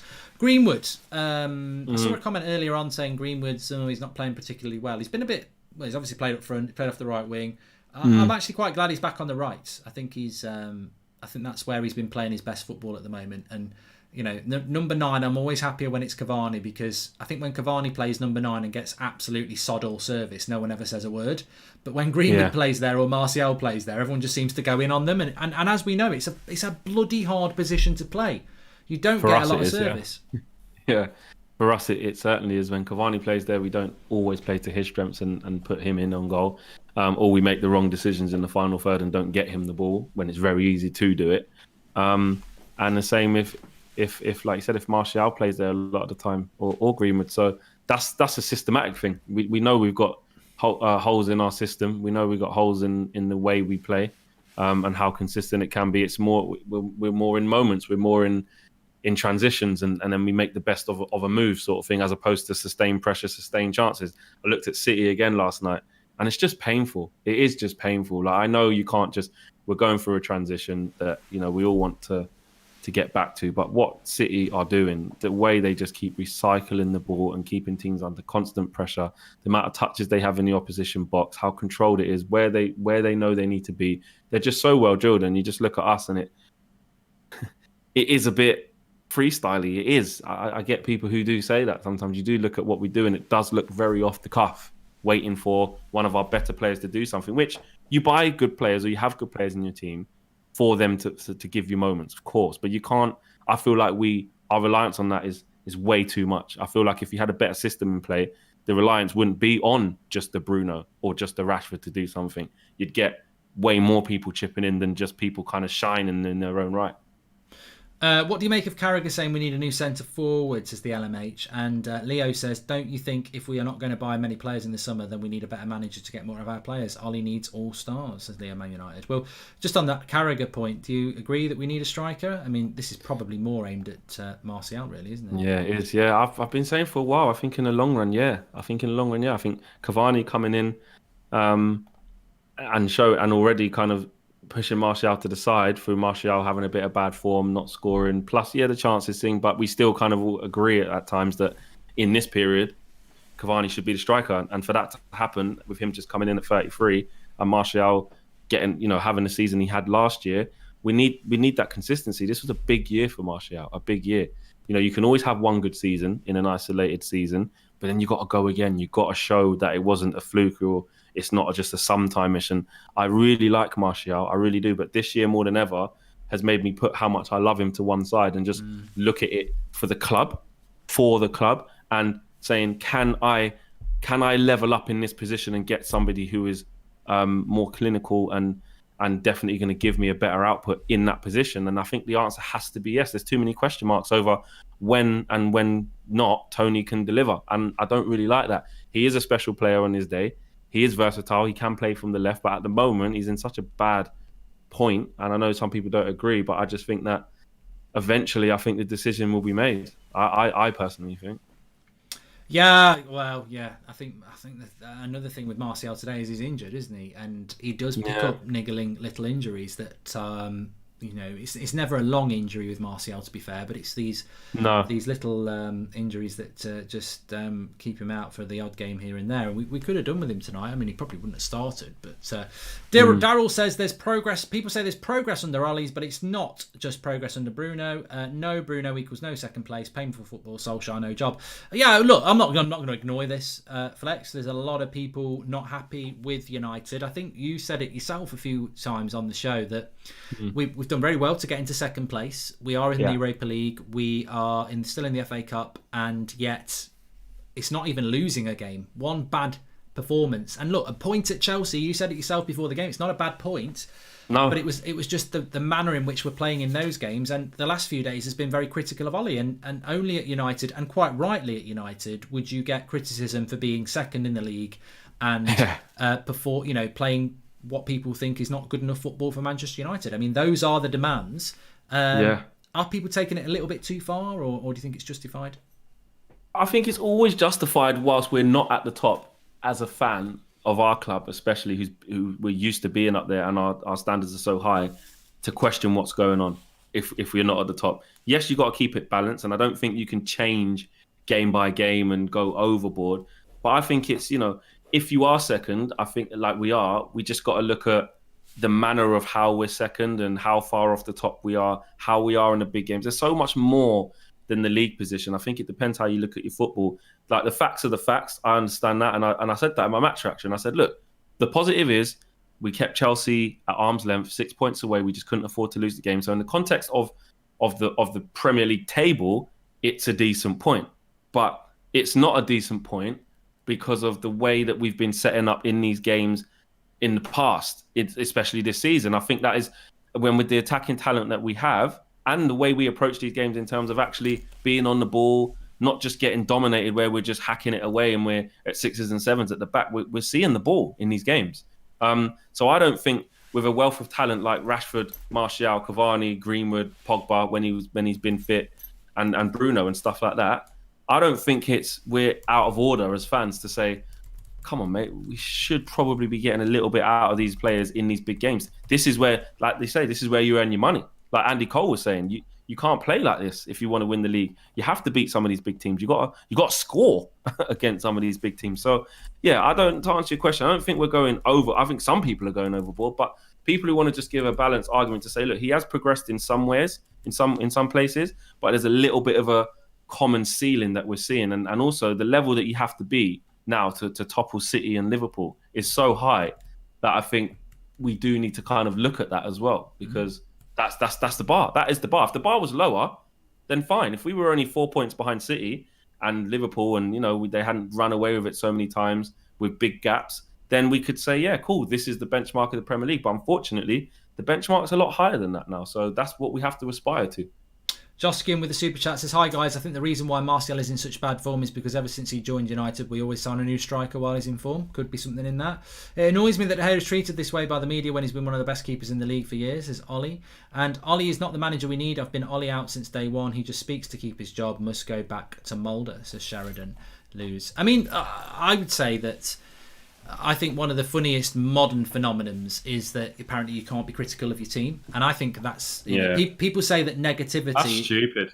Negativity is the bad thing about social media. People are more vocal and negative now. They're not. They're not. I actually think the worst side of social media is actually the virtue signalers who come out saying, win, lose or draw, back your team. Win, lose or draw, it doesn't matter. Stop being negative. I tell you what, for anyone who used to go on the terraces in the 90s or the noughties, at any ground, not just Old Trafford, it's vocal. It's critical. The team news comes out, there's chuntering. Somebody plays a bad pass, they get on their back. That's what it's like in a football ground. Some of you may never have been to a football ground. That is what it's like. And what's that? Not negative. Social media leads you to believe that everyone's holding hands singing Ring a Ring of Roses at Old Trafford, and there is no criticism or jeering or anything like that. That's not what a modern football ground has ever been like, or a previous football ground. So no. I actually think criticism is absolutely fine. Flex is right. The problem is when it becomes agenda or it becomes abusive, which we have seen. The racism, the going in on players and hate stuff against players. That's never good. Yeah, that's never good. 100%.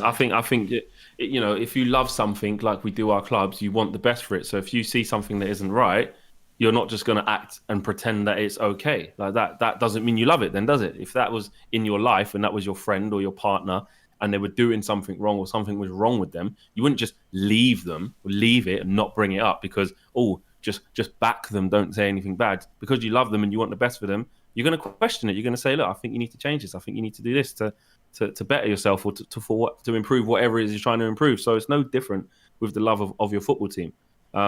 I just think that some people would rather not see the truth as well. I think it depends how you want to support the club. Some people just are genuinely, which I can respect. If you're genuinely not interested in looking deeper into things and you just love the colour red and love the crest and whatever's going on in front of you, that's all you care about, then that's how you consume your football. There's no problem with that. The problem is, don't go after people who don't see it like you, who do look deeper into things and can see things differently to you. Don't go after them. Just leave them and let them support the club how they want to support the club because they're doing it out of wanting the club to be better.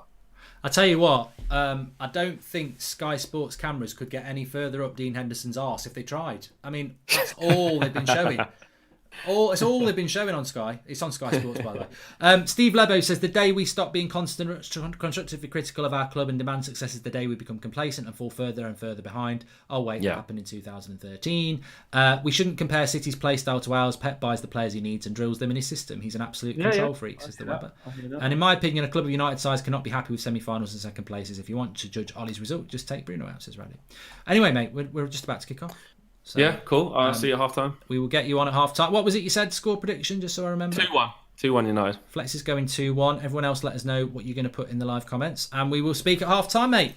Nice one. See you then. Speak to you in a bit. That flew by. We had loads more to talk about, which is a bit of a shame, but I'm sure we won't get time to talk about it at half time because we'll be obsessing about what's gone right and what's gone wrong in this game. But I'm rushing here now to get back into the watch along screen and try and get the timer working wherever it is. Oh, don't do this to me, timer. Don't do this to me today. There we go. They take the knee and we're ready to go. 3-0 I'm going with Manchester United today. 3-0 and we're up and running. Thank God for that. Let me get the timer going. And it is running. That's good. Okay. Please subscribe, everybody. I'll keep saying it because it's going to be a bit obsessive today, but we are on the road to 1 million subscribers. So please subscribe, bottom right-hand corner. We've got an outside chance of doing it tonight. I think if it was like a 9-0 game, we'd get a load of viewers. But please subscribe if you haven't, bottom right-hand corner. We're trying to get to 998 tonight, and then obviously ahead of the derby, hopefully we can go higher and hit 1 million this weekend, which would be nice to hit 1 million on a weekend, wouldn't it? So please subscribe, bottom right hand corner. If the signing of strikers makes Martial sulk drop form and noticeably effort, then he is too weak and soft for Manchester United, says Mike. And after the Liverpool game, I said draws don't win you the league. Flex and KG said that's not true. Look at Arsenal, but football has changed now, says Ninja Smurf United. And a bloke who sat near me in the East Stand used to curse Carrick the Crab every game, says Sam Holt. You know what? The game's kicked off, so we've got to be careful here. It's a little bit misty as well. I've sat with people in football grounds who have weird... agenda's not even a good word, really, because everybody has their favourites. I've actually... I've got a friend who's a Manchester United fan. He could never stand Darren Fletcher. He couldn't stand him. And I used to say, look, he's not Zidane, and he's not that sort, but he's actually a really good player. And I think for a couple of years he was a very good first team player, but he was like, no, he's shit. He's just come through the youth setup and he's living off that. And you do get fans like that. You know what, Mark? We'll probably keep a clean sheet tonight, and all the praise will go to Henderson, says Bradley. Oh, mate. If Henderson makes a save tonight and we keep a clean sheet, the press will be on about him starting on Sunday from the final whistle. Roy's a div using Benteke instead of Matata, says Shadow.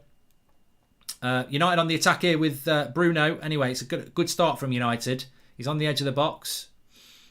Was looking for a ball there, but here's AU on the run. Obviously, Wan-Bissaka up against his former club. Nice little slip into Benteke, and it's a United throw-in.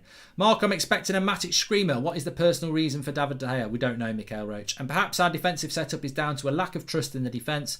I say go for it anyway, but we need a dominant centre-back. Love the show, says Theos.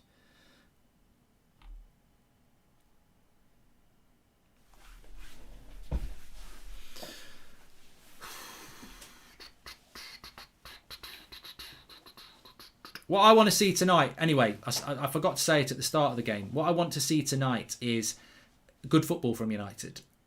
First of all, I want to see a win. Obviously, I'll take a win over anything, but I would like to see some good football because Ollie came in for a lot of criticism about how he's approached these Chelsea and Man City and Liverpool and Arsenal games this season. And you can't approach these games like that. And I think there is a bit of a misconception about Ollie that his football's shit. I think it's not great against the top six, but I think against other sides we do play a little bit more on the front foot. It's that confidence to play more on the front foot against the bigger sides that we want to see. So tonight, I want to see us play some good football. I want to be able to say at the end of the game, we've won the game and we've played well, and we can do that. And we have seen that. Of course we have seen that. We have seen us play good football in the past. Dan S says, why do you always hate on Henderson? I don't hate Henderson. I'm sorry, Dan. I'm sorry. I'm sorry for reading out your knobhead comment there. Why do I hate on Henderson? For one, I cannot stand childish little people who say, why do you hate on this? Why do you hate on that? I don't live with hate in my life, so I wouldn't hate on a footballer. I don't have hate in my life, so I wouldn't hate on a player. And actually, I really like and rate Dean Henderson. I've got no issue with him. My issue is with the management and the football club having two fantastic goalkeepers at the club and having to share the rollouts. That's my issue. I've got no issue with Dean Henderson. I think he's a very good goalkeeper. I prefer De Gea. I make a choice. So, but as I said about half an hour ago, I just want us to pick a goalkeeper from now. I don't want to keep sharing it because I think it will cost us a result at some point soon. And if he wants to go with Henderson, he goes with Henderson. And I will back Henderson as a Man United fan should. But I don't like the skipping between the two. Good interception there by Fred. Cavani. Palace win it back. That was a foul on Cavani. He should have given a foul there. And Maguire with the tackle into Rashford. Ooh, that was a bad tackle on Luke Shaw there. He left his foot in. Bloody hell. I knew that was a bad tackle on Shaw. He's left his foot in on his ankle. There should be a bloody yellow card for that by Ward. Watch this on Luke Shaw. He leaves his foot in. Watch. He purposely leaves his foot in. As an ex-footballer myself, look, he doesn't need to go to ground on him. It's not a nice tackle, that. How can Ollie expect Maguire, Fred and Bruno to play literally every single game? They never get rested. It's mad. And now Luke Shaw's hobbling. Player of the month. Thanks for that from Aaron. I don't think it was a red card. I just think it was he didn't need to do it. I don't even know if it was a yellow card. He just didn't need to do it. And Luke Shaw is hobbling still. Luke Shaw's got dodgy ankles. He always seems to pick up an injury on his ankle. But anyway, it's an early chance for Crystal Palace to put a cross in. What is it with the press and going in on De Gea? And do they know that De Gea is a world-class keeper and won the league, says Verison? Well, look, De Gea's not playing tonight because of personal reasons. So I think we don't need to focus on that. Townsend with the cross. And it was a decent cross, but it's gone straight through to Henderson. Cahill threw his foot at it. It's a good cross by Townsend. You've got to say, who's marking Cahill there, really? But it's not a bad start by Palace here. Townsend on the right. Another cross. It's a good cross. Oh my God, who's marking up? It's not a bit of a dodgy start from United here. Townsend whips the cross in and Benteke, probably a better player, scores here. Crap pass by Maguire. Oh, I didn't see that. Maguire with a shit pass out. Townsend gets the cross in. And Eric Bailly's got to deal with that as well. I tell you what, that was calamitous from Maguire and Bailly. Poor pass by Maguire. Maguire's positioning is shit again, and so is Eric Bailly's, I'm afraid. Could have been a corner, actually. Passing out from the back with Fred and Maguire. It always gets your heart racing. Luke Shaw seems to have got over his knock. Nice by Luke Shaw, that. I'll tell you what, in fairness to Harry Maguire, that's United trying to pass out from the back with players that really aren't that good at it. Eric Bailly with a heavy touch there as well. Eric Bailly started off very bad. Robert McCormack's going to be going mad here. Benteke cleared away by Matic. But Palace will be happy with their start. Manchester United a little bit sloppy here.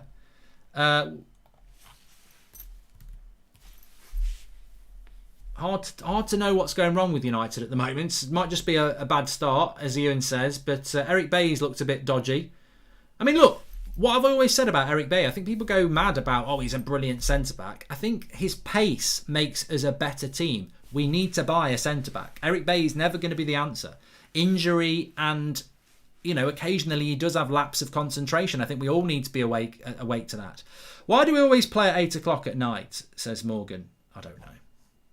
Who's your favourite championship team? Mine is Borough, says Shadow. If anyone wants to answer that, you can do it in the live comments. Nice little ball into the wing here. Is this AU up against Bailly?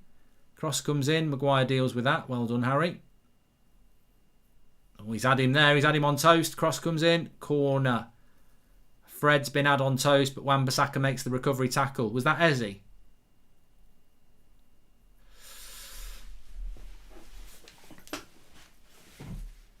So corner Palace started off quite well here. What are you thinking, everybody, to the start? I think the midfield's getting overrun, to be honest. That's my first observation. I think that midfield of Fred and Matic looks all over the place. Do you think Aaron Wan-Bissaka should be in the England squad, says Ryan Reid? I think he probably should be in the squad. I think he's probably third choice. It depends how many right-backs they pick. Corner comes in. And Dean Henderson comes and catches it. Well done.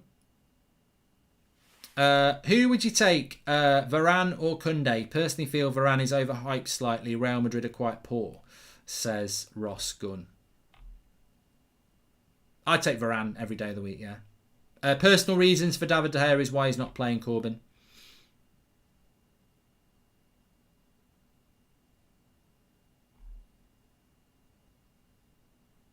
United can't get out their half at the moment. It's all passing around the back.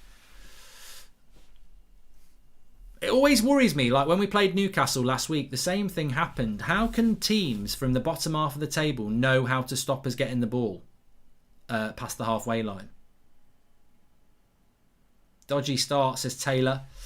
Thanks for the super chats from Ross Gunn. I've done that one. And also Archie says, feels as the Ollie gets bored of playing a good system and then completely forgets how he used to play. Inconsistency needs to stop, and thanks for the content. Here's Rashford. No, it's cleared. I'm all for us getting a new centre-back, but I'm worried Ollie will still prefer Maguire and Lindelof, and our new centre-back will be treated like Donny, says Ashley Crane. And Salah says, why do we take so many touches at the back before passing the ball forward? Playing the ball fast through defence to midfield is the forward key to get... Yeah. Well, look, I've said this before, and Salah's right. You need to move the ball quick. I mean, look at Palace at the moment. Everybody's back in position because we've taken so long to get the ball forward. If you take a long time getting the ball forward, then the defence gets set, and we do not get the ball forward quick enough.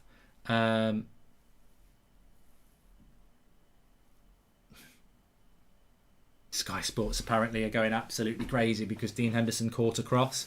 Oh, Sky Sports are the worst. They've proper got it in for David De Gea. I don't know why. Why is Matic at CDM? Any specific reason just changing it up? Well, I think we talk about centre-back a lot, and it is a problem position for Manchester United, but the midfield is a massive problem. We really do miss Paul Pogba, don't we? But we've not got out of our half in 10 minutes here.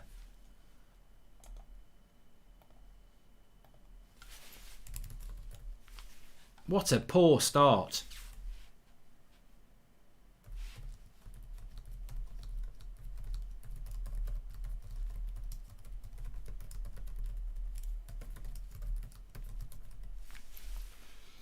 A lot of side-to-side passing. A lot of crab football. It's too slow. Salah's right. The movement of the ball is too slow. I mean, that's poor by Bruno. Got to move it quicker. Got to move the ball quicker. That's better by Matic. Matic keeps dropping back into Luke Shaw's slot when we're attacking. Do we really need to leave him, Bay and Maguire back? Says Joshua Bowater. Here is Matic more central now. I actually quite like Matic's passing range. It's much better than Fred and McTominay. If we can get Matic on the edge of the box, 10 yards out, I think his passing's a lot better. That's a lovely cross there. Comes back to Luke Shaw on the other side. Cuts it back. Bruno lays it off. Hit it, Matic! Goal! Oh, what a save. We're right behind that. It deflects. It's going in the top corner. And it's a fantastic save by the Crystal Palace keeper. Matic hits it well. It deflects and it's heading towards the top corner. It's exactly where you want Matic to be hitting this. Laid off by Bruno. Lovely hit. And the keeper well, to be honest, the keeper probably would have saved it straight forward, to be honest. But if it hadn't got the deflection, nearly sent it in. Van der Bench, Ollie out, says United we stand. And could you explain a stat padder? I don't get what's wrong with players who get goals and assists, yet people say that that's all Bruno is, says Michael Fetty. Oh, Cavani over the bar. Harry Maguire heads it into somebody, and Cavani, to be fair. I love the way Harry Maguire turns away like it's a bloody tap-in. Like you haven't missed 100 headers yourself. Look at how disappointed Harry Maguire is. It's a half chance at best, Harry. It's not a great chance for Cavani. It's a half chance. A stat padder is not necessarily a negative thing. Bruno's a stat padder. I said it when we bought him. A stat padder. Ronaldo's a stat padder. Messi's a stat padder. Players who just get goals and assists every game are stat padders, and you want those players in your team. It's not a negative. I don't know why people think stat padding is a negative thing. I mean, I suppose it could be a negative thing if you score 15 goals a season and they're all penalties. But another bad ball out the back from Matic. Andros Townsend slips. Fred with the tackle. God, we've got to be careful with our passing out from the back here. It's absolutely frustrating how we haven't fixed our issue of starting slow. It's 27 games now and it still persists, says George Vargas. I'm sure it's something that can be worked on in training. Yeah, well, we're not playing a high line either, which is really annoying. I mean, we're not playing a high line because we can't get out our own bloody half to play a high line.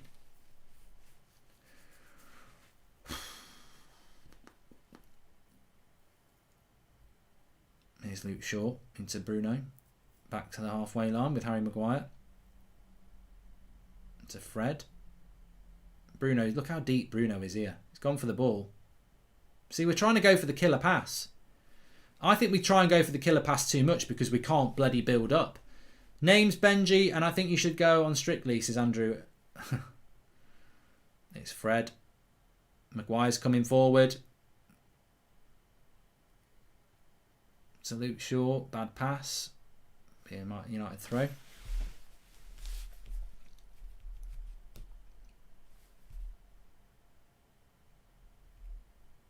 We're 300 away from 998,000 on a road to 1 million. So please subscribe, bottom right hand corner. It could be happening in the next few days. Then you'll get to see Goldbridge's list. Or hear Goldbridge's list. You don't want to be on that list when we hit 1 million, I'm telling you. The people who are going to get put in a box. Not literally, but sat down, basically. I started with Dylan from Stockport. Next, it's Doug from Dublin. Maren, I don't forget what you said in 2015 about the jumper I had on. Well, you can sit down. It's Rashford. It's got to be a goal. Oh, Rashford. I thought that was in. That's got to be a goal, surely. It would have been another assist for Luke Shaw as well. Lovely play between Bruno and Luke down the left-hand side. Look at this cross from Luke Shaw. It's right into the feet of Rashford. One touch, bang. He's got to score that. I think he's gone for placement when he should have just put his foot through it. Yeah, he should have put his foot through it. The keeper would have saved it anyway. The keeper's got his angles covered there. That would not. He needed to blast it. He needs to blast that, to be fair.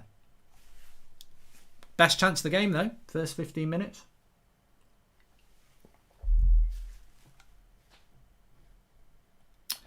Our problems transitioning the ball from defence to midfield majorly stems from Pogba's injury. If he leaves, how big is the hole in our squad, says Average Joe. And is there some magic portion to transfer some of that extra confidence Maguire carries to Rashford? He could use some of that, says Dawell. And we don't set up different against the top six. They just have better players to contain us. That's why it looks like we're parking the bus. We are playing the same way. Difference is we might score one, says Sharath Kmafi. I think that's a great point from Sharath because we're not playing any different to Chelsea here. We're just not able. We're not really able to get forward that much.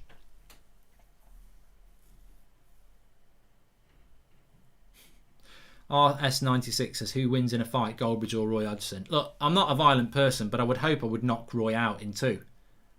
I'm not talking 2 rounds. I'm talking a quick 1-2. Bang, bang. Left jab, right follow through. I don't know why I'm thinking of knocking Roy Hodgson out. He's an old man. He's in his 70s.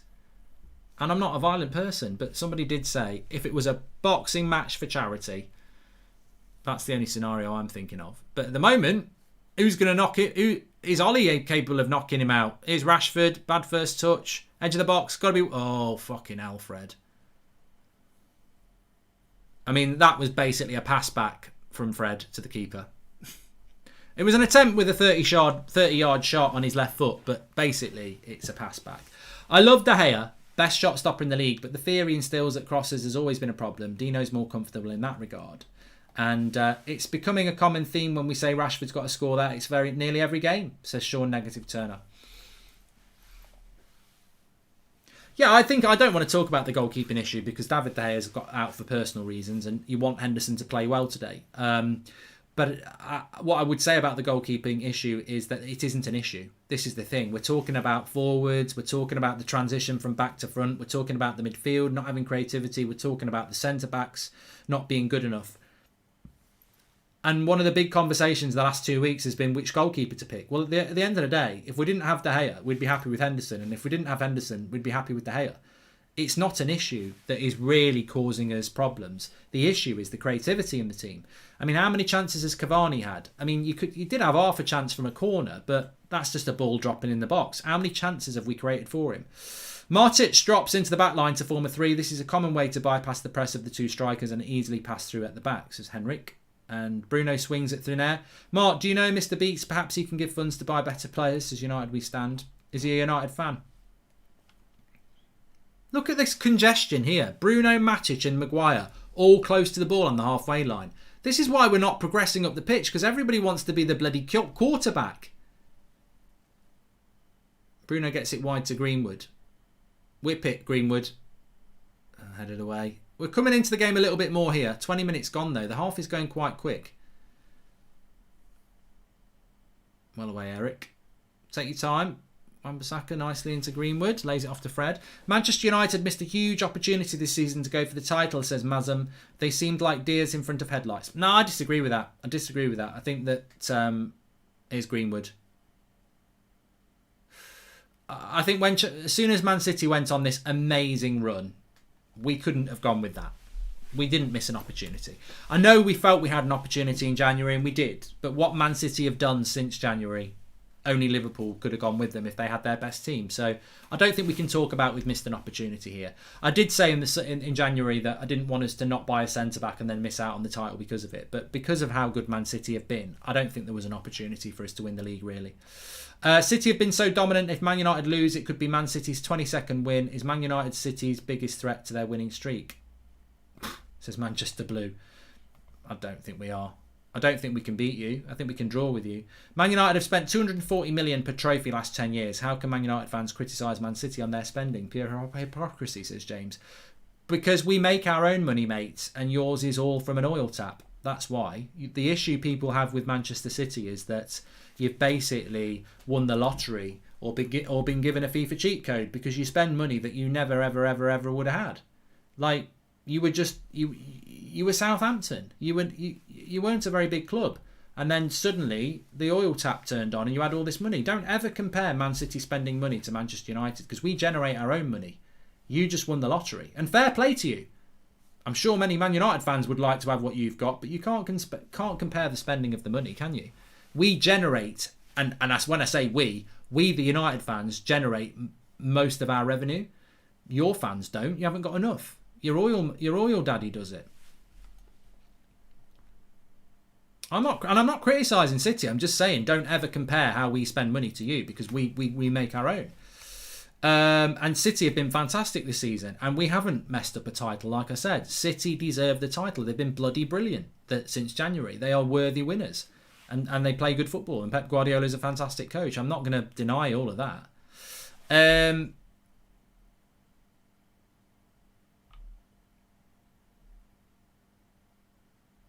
We might lose against City, says Fee. And here's Bruno. Back post for sure. No. We're coming into the game a little bit more now. I think the first 10 minutes we started slowly, but the last 12 minutes I think we've been the better side. We started to get a grip on the game. We couldn't get out the own half. Now we are doing a little bit better now. It'd be nice to get a goal. Sky pointing Bruno out about big game performance as Salah Ahmed. Sky don't know what they're on about, to be honest. I don't know why people listen to it.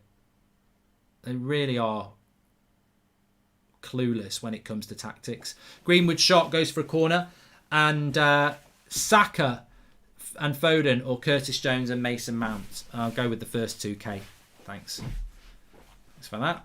Let's have a quick stretch here. 0-0 after 22 minutes. Good shot by Greenwood. They've got a good goalkeeper, Palace. We're going to have to do well to beat him. Had a couple of shots wide. Obviously Matic has won. Maguire did win the last one, so let's see if we can win this one. Luke Shaw with the cross. Headed away. Here's Bruno. Nice ball out to Luke. What a ball by Bruno. Luke Shaw with the cross. Headed away again. Same again, Bruno. Oh, he turns it. I think Bruno's looked lively in the last 10 minutes. Need to get him on the ball a little bit more.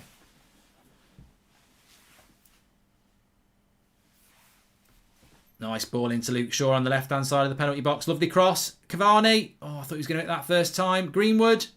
Lay it off. Lay it off. Good play this by United. Fred. That was the bad pass by Fred. Rashford was the ball. Here's Matic. I thought he was going to shoot. Goes to Luke Shaw on the left. Bruno looking on the back post. It's a decent cross. Oh, and it just drops onto Maguire's head and goes out. I don't know what Maguire's doing there. I think he thinks he's defending. Other end, putting it out for a corner. Harry. I think it just lands on his head, to be honest. Yeah, he's pushing the defender. Don't you think the way things are going, City can win the 10th league title before we win our 21st? How many titles have they got, Akash? I don't know. Remember, we're sponsored by Boohoo Man for this watch along. Thank you very much to them. I'm wearing some of their active range. They've got a brand new range out called I think it's called the Dark Collection.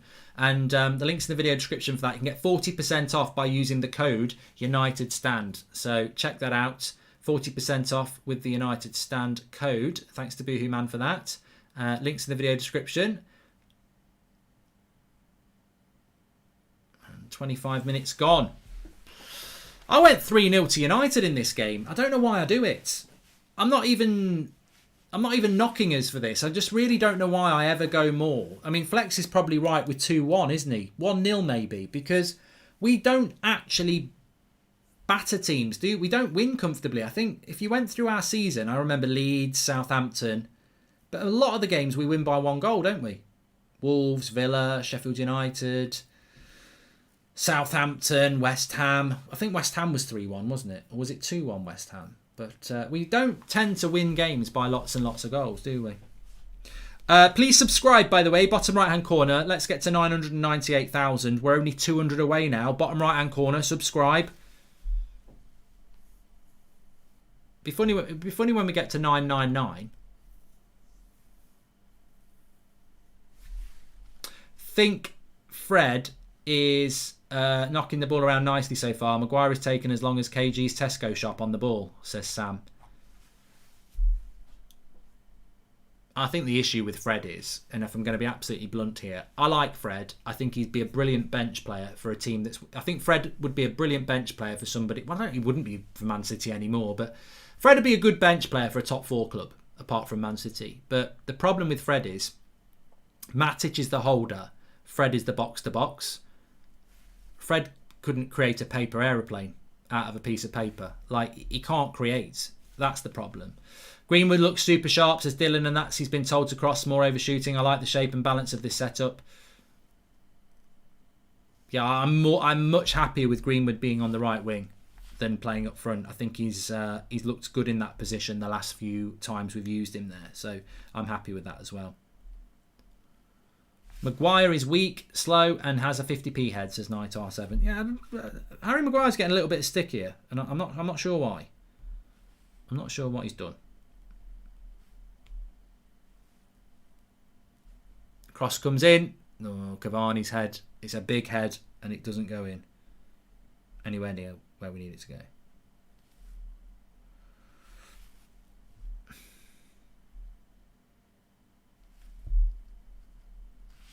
Sexy, everything about you so sexy.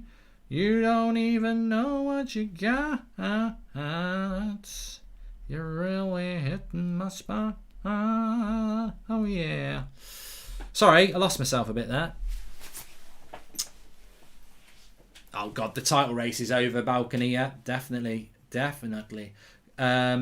Question from Mac and Deuce. How does Fred get the start over Donny? Madness if you ask me, says Macaulay. Well, very relevant points if Donny was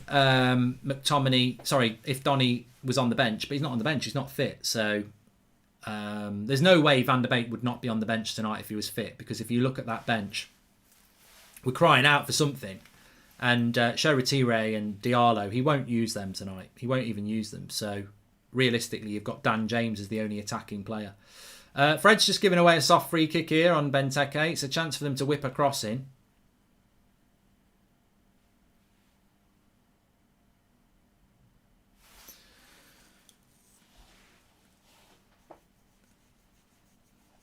My only concern about this game so far is that I think we've been the better team for the last 15 minutes, but is it enough? Is it enough? Is it?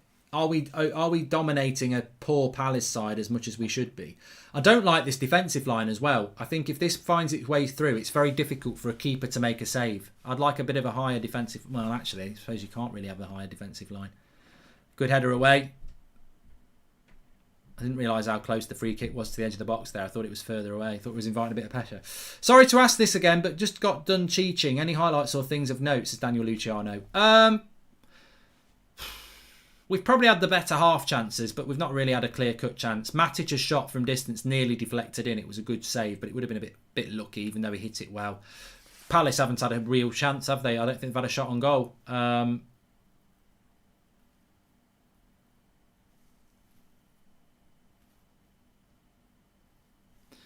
Other than Bruno and Shaw, is there much difference between United and a team like Everton? Without them, I think top four is dreaming with this squad, says Ice Mooney. And hi, Mark. De Gea missing game for personal reason. Yes, Harry Gordon. So Martial's got a knock on the knee that he got in training on Monday.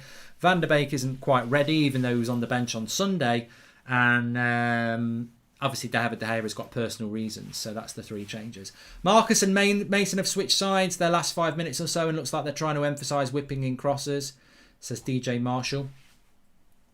I think Bruno and Luke Shaw have looked lively. Wan-Bissaka's barely getting forward, is he? Well, he was forward there. We don't use the right-hand side enough. I think that's the problem. Wan-Bissaka is willing to go forward. We just don't use the right-hand side enough, which I think is a shame because I'd rather... I think Greenwood makes things happen. Oh, lovely run here. Lovely run by... I think that was... I don't know who that was for Palace, but I think it was their fullback. But they've won it back. They look. How is it that Palace look so hungrier than us?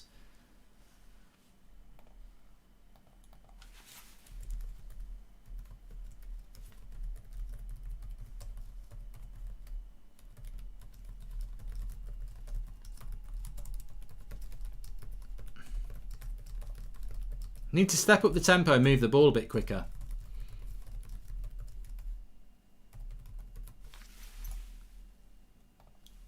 A lot of people on social media are having a bit of a go on Rashford for that miss. Yeah, I can understand that, I suppose. No.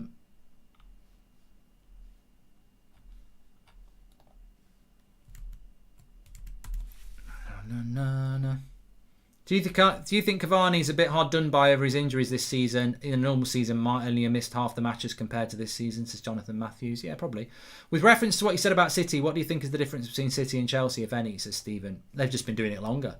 Hope you and the family are well, says Existence. Thank you very much. Marcus and Mason, we've done that as well. Yeah, and to you, mate, Existence. Thanks for that.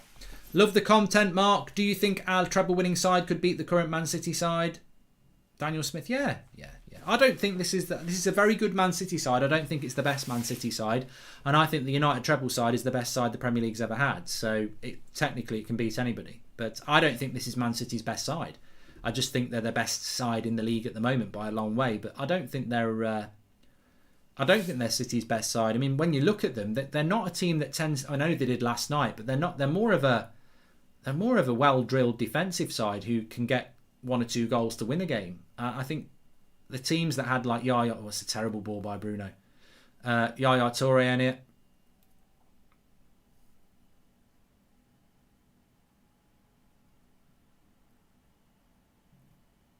He's a good player, that Eze, isn't he? I like him. I think he's got a great future. Is he English, Eze? Because I won't mind seeing him play for England, but he's exciting. Bissaka is never going to be good enough going forward. Might be better training him for a centre-back, says Ziggy. Well, you've got to use that side of the pitch. You've got to use that side of the pitch. I don't think Bruno's been poor today. I think some of his passing's been really good. He's looking to make things happen, but generally some of his passing has been bad as well. Yeah, I agree. There's a lot. The thing is, I'm going to write this down for the aftermatch. We're always looking for the wonder pass. We don't work. You know what I mean? We don't work our way up the pitch. We're always looking for the wonder pass. Bruno's coming deep all the time. We're not looking to progress up the pitch quickly because the ball is so slow. So Bruno's coming deep to try and play the quick wonder pass because we're not playing the pass up the pitch quick enough. Now we've got Palace penned in here. They've got the ball, but we should be pressing here.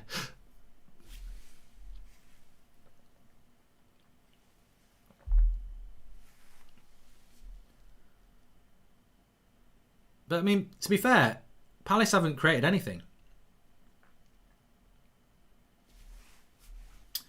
Yeah, I agree with Kevin Shields. I think the build-up play has been very, very poor. But so that's what's causing us the problems at the moment. I've been impressed with Eze, though. Good player. I mean, we know he's a good player anyway. But please subscribe, by the way. The ball's out for a throw-in. On the road to 1 million.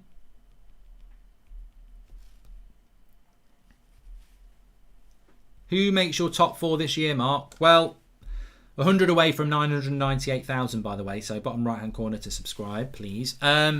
Leicester are choking big time. Having lost at the weekend, they really needed to go and beat Burnley. That's another 2 points they've dropped. So they've dropped 5 points in 2 games, Leicester. I think it's going to continue. So I can see the top 4 being the top 4 I predicted, just not in the right order. Chelsea, Man United, Liverpool, Man City. Leicester are in trouble. The mystery man says Aaron Wan-Bissaka isn't capable of overlapping or crossing either quality. We could have Sancho on the right and he wouldn't be effective. Ball would still end up going to the left. We should sign a better attacking right back. I mean, to be fair to the mystery man, you make a good point, but we don't. I've seen Wan-Bissaka overlap 2 or 3 times in the last 10 minutes and he's just been totally ignored. Marvin thinks Leicester will bounce back. They're missing a few players at the moment, Leicester. I mean, Harvey Barnes and Maddison, with the squad depth they've got in their attacking positions, is quite bad, isn't it? Whoa, look at me. I look like Harry Potter. I'm Harry Potter on a swivel chair. Whoa. I'm bored. I am a bit bored. I am. Palace, probably the better team, but couldn't create anything. And United... that's a nice ball by Maguire. No, it's not. It's shit ball. I thought it was a good ball. Comes to Wan-Bissaka. Mark, I know you like Tony as I do, but he has looked lazy at times this season. Don't get the feeling with Cavani and he's 168, says Stephen Atkinson. Look, I think the criticism of Martial is fine this season. I do like him and I won't turn my back on him, and some people just go through bad bits of form. I don't know what's going on with Martial, but I have accepted that he's not playing well.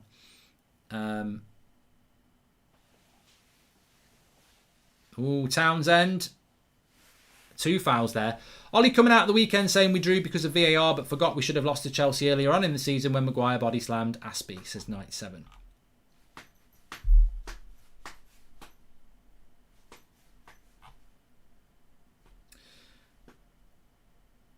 Yeah, I don't think Anthony Martial's a lazy player either. I've said that time and time again. He's not playing well, but we don't need to throw stereotypes at him. I don't think he's lazy, and I think that's proven by the distance he covers, even when he's not playing bad. Even when he's playing badly, his distance stacks up against anybody else. So I don't think he's a lazy player. I think he's a confidence player, and I think his confidence is shot. Ollie prides himself on being a great man manager. Well, I think everyone likes Ollie, but does Ollie get the best out of everybody? We're second in the league. I tell you what, Eze's taking the piss in that midfield, though. Luke Shaw gives a foul up there. I think all the hype over Bruno has made him start trying too hard. I feel like he needs to go back to basics, says Jake Pennington. Very intelligent point, Jake, actually. I do think that Bruno needs to get back to basics and play higher up the pitch. I've seen him come in deep so much this game. And I don't like it. Because if Bruno comes deep, Matic and Fred aren't going to fill the gap that he leaves. Bruno can come deep if he's playing with Van der Beek and Pogba because they can step forward into the position. But Fred and Matic aren't going to step into the position, are they? At the end of the day, Bruno's coming deep to do Matic and Fred's job. Well, that makes us lose an attacker. Eric Bay heads it clear. There was an offside anyway. I think Palace could play until Christmas and they won't score. It's just a matter of can United score. I don't think people realise the importance of patterns of play. Not every player is like Bruno and can just play off the cuff, says Not My Legend.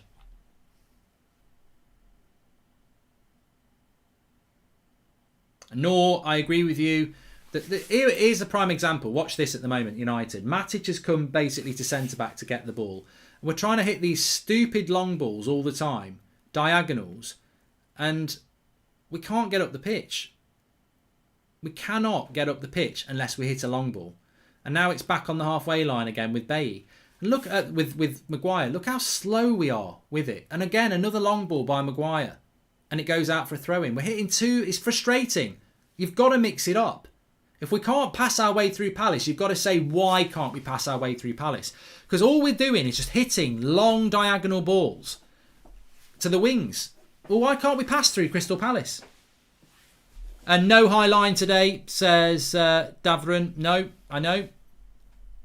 We're not playing down the right because all midfielders are all left-footed, says Daniel Harding. Just ate a Dorito that looks identical to Maguire's nose, says Horned Rat. I'll come back to Joshua's point in a minute. But here we are again. Look, Eric Bailly's got it. Gives it into Fred. Back to Maguire. Look how slow the build-up is with United. I don't know many teams that are so slow in the build-up as us. Look, side to side. We've played 5 passes already and it's still in our back line. Matic has dropped to left back. He's going to have to come back. See, look, all that running and he goes back to Maguire. This is Palace. And then it's another long ball. I mean, to be fair, it's a good long ball, but what I'm saying is it will work sometimes, but we can't just keep hitting long balls.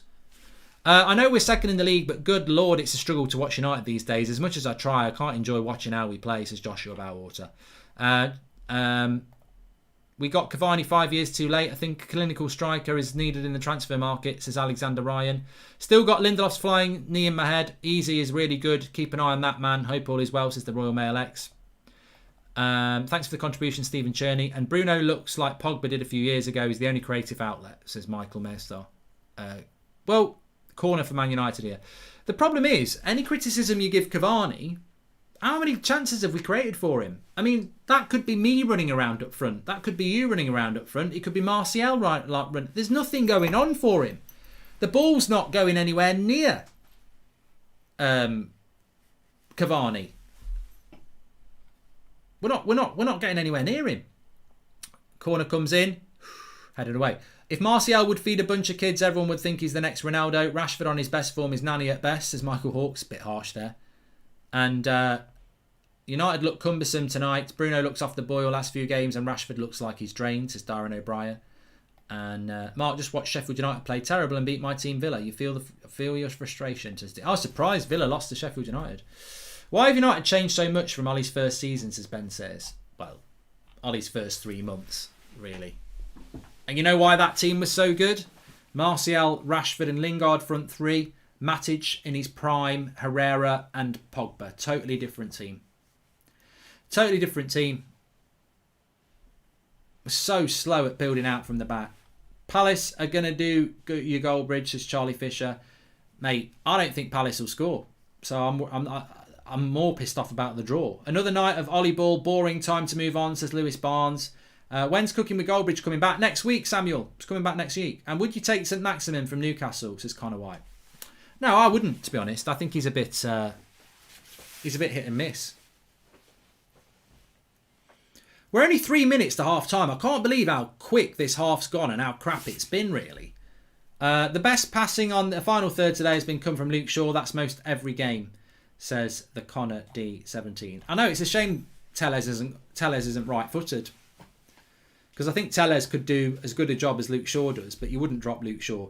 No high line, no play down the right. However, with Maguire and Bay at the back, we look better. We need Sancho, says Wilf Martin. And Carlisle get 10k every time Hendo plays for United, says Leo Murphy. We're just going backwards all the time. Here we are again. That's a good ball to Luke Shaw. We're very reliant on Luke Shaw, you know. Wow, try and pass your way through this time. That's better. Fred, Matt, that's good. It's amazing what a 1-2 can do. Fred and Matic play a 1-2 there and we're up the pitch without hitting a long ball. Matic's cross is good. Headed away by Palace. Fred. Don't shoot, Fred. Gets it to Wan-Bissaka. Cross is good. Oh, that's unlucky. Cavani would have had it. That's the best we've played. That's the best we played. And it started off with Matic doing a 1-2 with Fred. You bypass that Palace player. And we nearly scored there. The best we've played. Move the ball quicker. Come from Matic. Lovely play by Bailly.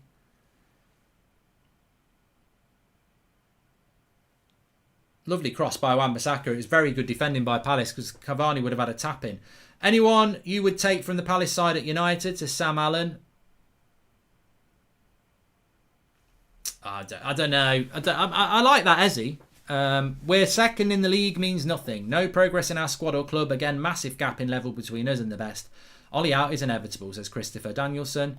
Look at this. That's a lovely cross by Wan-Bissaka.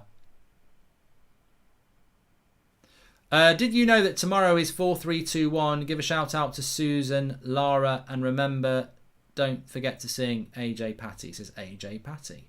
Thanks for the super chat there.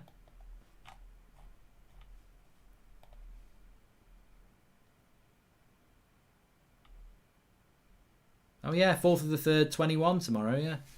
4321, I've figured it out. Hi Mark, congrats to getting 1 million subs. We need to have speed in the midfield and at the back. We are a better team for it, says Mohammed Idris. No, I'm not worried about Palace. I think they could play till Christmas, like I said, and they won't score a goal. But the way we're playing, we've got to find a goal. Maybe we should add another guy in the midfield to help, says SK. And do you see James having an actual career at United, says Zach Fellow? Depends what the future for Manchester United is. If we're going to play football like this, he probably has. If we've got aspirations to be a title winner, then I think Dan James won't even make a bench for Manchester United.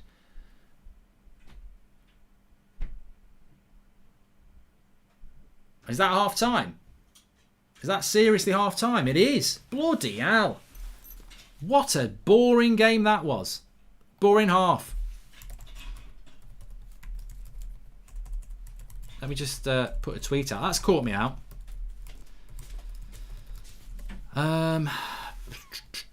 Get your thoughts in. Please subscribe, by the way. Bottom right hand corner. It is half time and it is 0-0. And look, I think we've had the better chances in that half. But God, the tempo, it needs to. We've got to pump it up. We've got to pump that tempo up, up, up.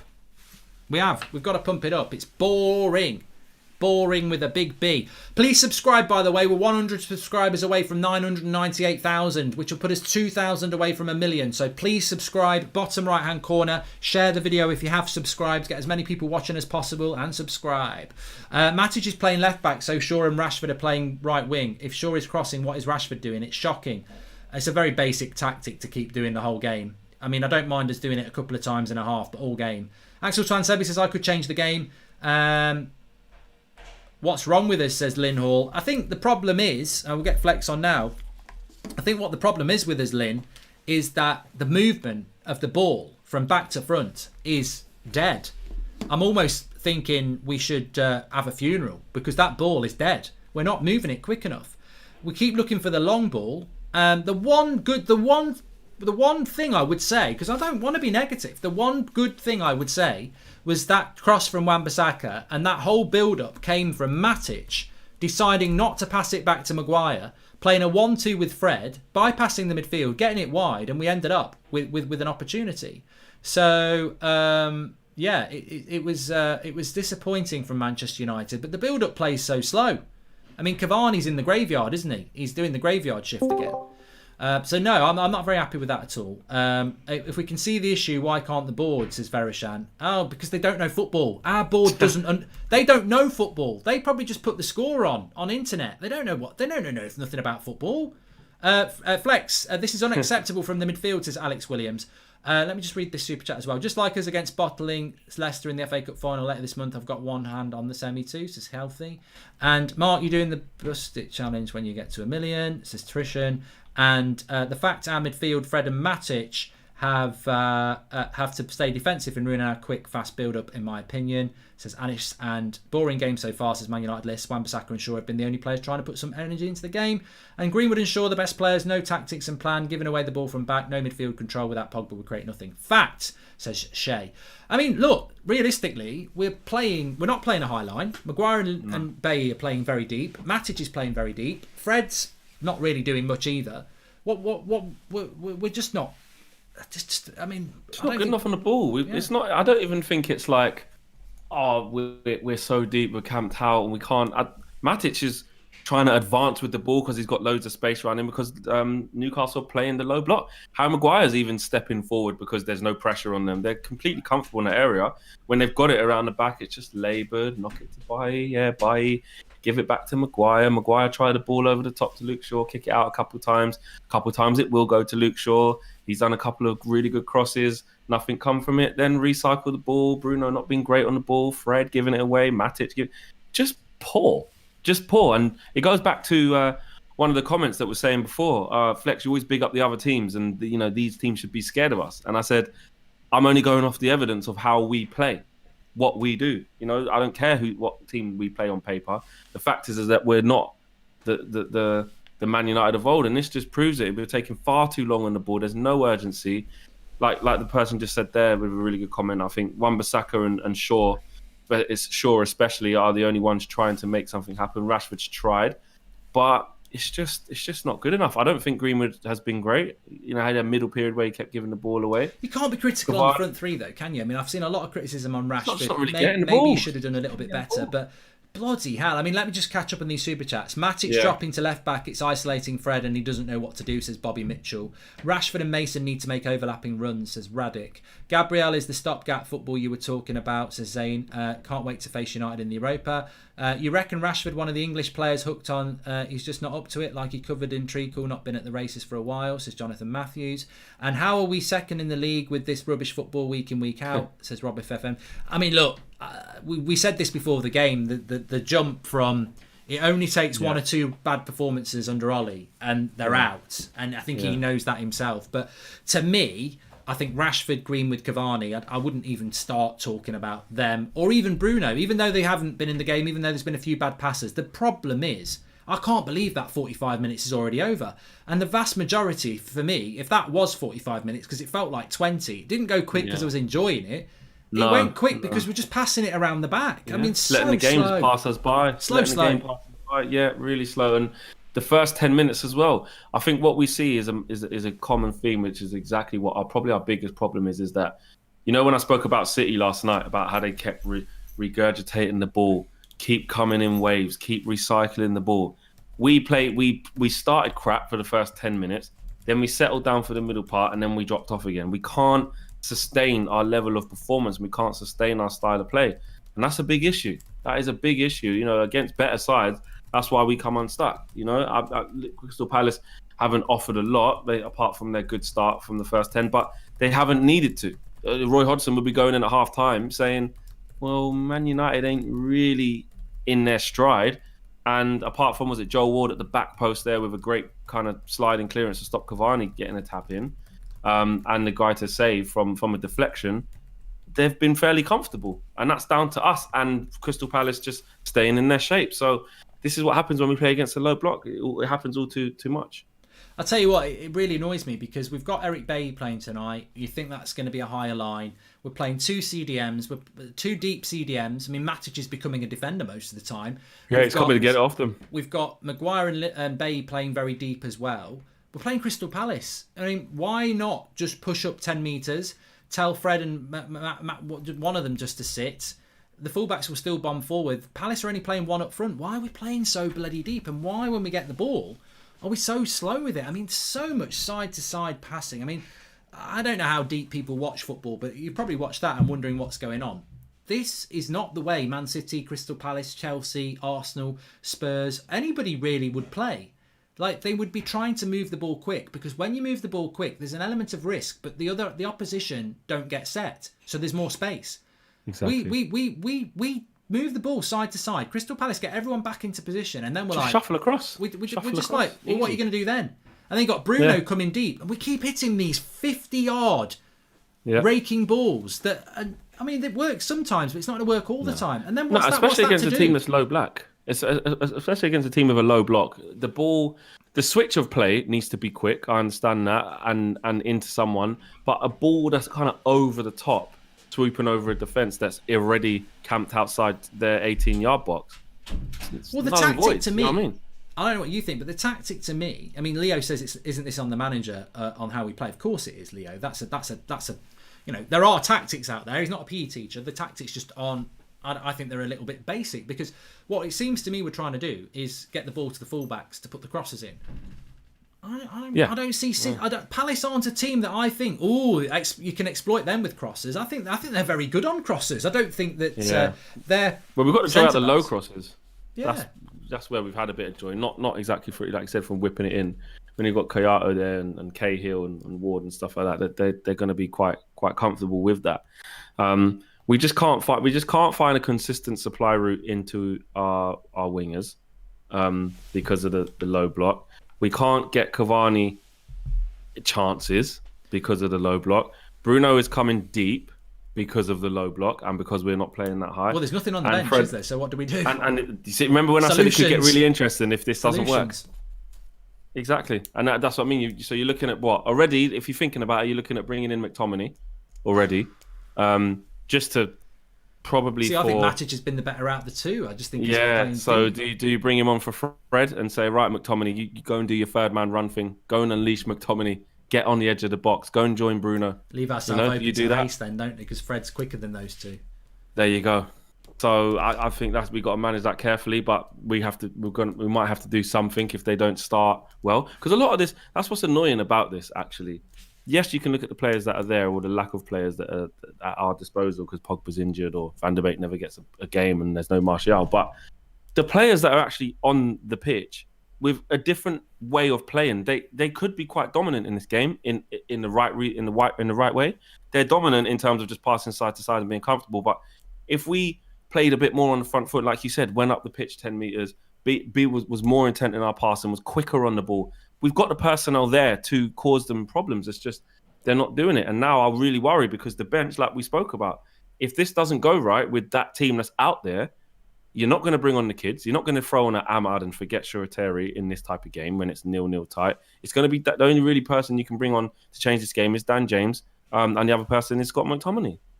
Exactly. Breeshaw says it's the same again. Laboured, underwhelming, no game management again. What is United's style of play? There is no sense of urgency. It's just crap. Do we have 11 players on the pitch? Passing has been slow, says Mr. Glenn Johnson, but there's also been zero initiative. I think one of the most important things is that, look, I've done coaching. We've done coaching together, actually, Flex, when we were managing United Stand. I've coached quite a lot. I've played quite a lot, as have you. I've got no problem giving solutions. I'm not a Manchester United manager and I'm not a Premier League manager. So look, people can say, wow, you're talking out your arse. But what I would say to those players is, I want you to move the ball quicker. Get the ball. I loved what Matic did once. He got the ball. Instead of he looked backwards and then he went, no, I'm going to go forwards. Gave it Fred, moved past them at a simple 1-2. And it worked, and then there was space, and he's running at the back four, and he gets it wide, and the crosses come in, and then it ends up with Wan-Bissaka in the cross, and then he scored. I would say to them, get the ball to Matic and Fred, and move the bloody ball quicker. And Bruno, stop coming deep. Give him a triangle. Give him a 1-2. Start moving it. Right? It might not work all the time, but these 50-yard passes we're doing, they're only working 50% of the time anyway. So they're getting a throw-in or they're winning the ball themselves anyway. Get the ball and move it quicker. Maguire and Bailly, stop passing side to side. Get the ball, give it to Matic straight away. Matic, when you get the ball, give it to Fred. Fred, give it to Bruno. Just Rashford, just start getting on the ball and moving. Be more urgent. Quick. That's where it's got to start from, though. Yeah. When you said there at the back, I think your intent of your move starts from there, especially if you're building from there and it isn't like just a swooping ball into midfield and then you play from there, or up front and then you play from there. If you're building from the back, the intensity is what sets the tone from how quickly you punch it into midfield, from how quickly you make that pass out from the back. Because we're just allowing Crystal Palace to get set in their shape, which they're doing very quickly and very comfortably. Eric Bailly has it. They're like, right, cool, no danger. He comes back, goes to Maguire, take a couple of touches, come out to Shaw, come back to Maguire. It's like we're 1-0 up. We're playing like we're 1-0 up. Exactly. And Crystal Palace will be the way more comfortable side the longer that goes on for. Well, they love a point. They'll love a point. Please subscribe, by the way. Bottom right-hand corner, we're only 30 away from 998,000, which will put us 2,000 off 1 million. So bottom right-hand corner to subscribe. I suppose the other thing I wanted to say, just very quickly before they come back out, I still think we'll win this game. I think we'll win it, and we'll be moaning about the way we play, which is better than winning is most important thing. But look at the bench. He's going to make subs. I've heard people saying Dan James o'clock. Dan James against the low block. It might work, but I wouldn't take Rashford or Greenwood off for James. I would want some creativity in the midfield. And I look at the bench and we haven't got anything. No. It's worrying. It's worrying. That's why we need the players out there to go make it happen. Of course, I hope Dan James can come on and have an impact. But again, I only go off evidence, and him against a low block hasn't been all that great. He'll make decent decisions and just keep the ball ticking over and just keep the ball. But that's what the players currently are doing, just keeping the ball, passing it back. When Greenwood's getting it, he's just coming back inside, giving it back to Fred, making sure he doesn't give it away. Did a couple of times. Same if Rashford gets it, 2 players in front of him, give it back to Bruno, then go the other side. Oh, couple players there. There's a block there. Come back. It's very repetitive and very easy to read. So just go and win the I am worried. Flex. I mean, not you literally, but I mean, it's like I don't think Crystal Palace will score if they play till Christmas. I've said that 3 times. They've put a couple.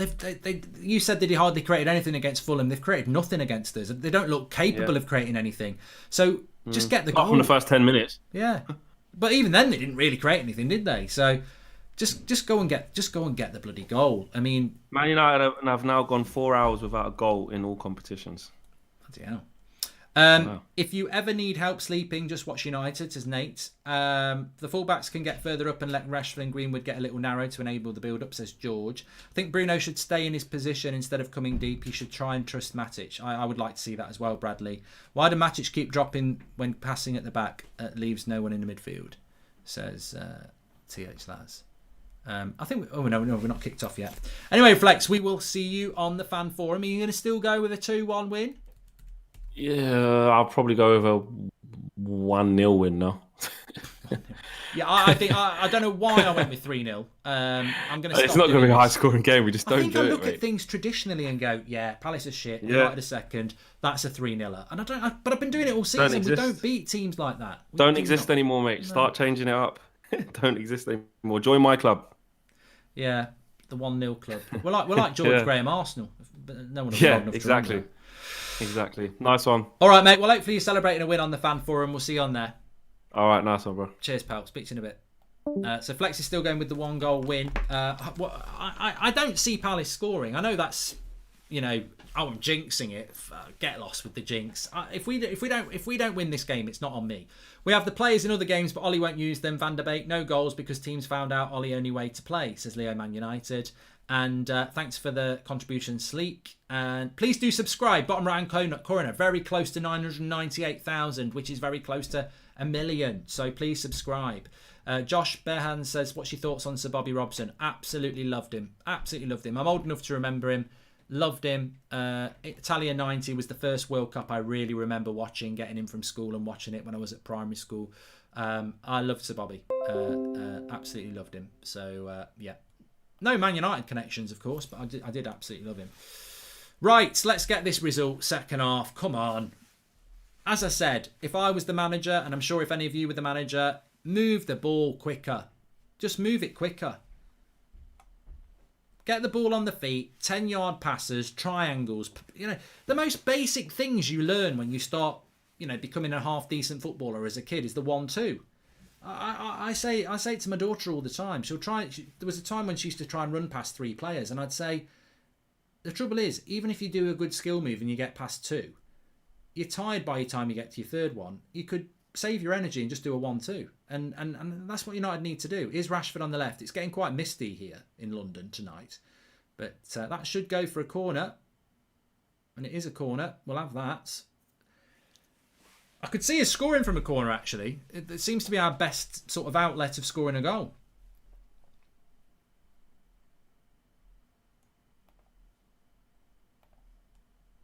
Break the lines, exactly. Passing lanes. We were talking about this before the game.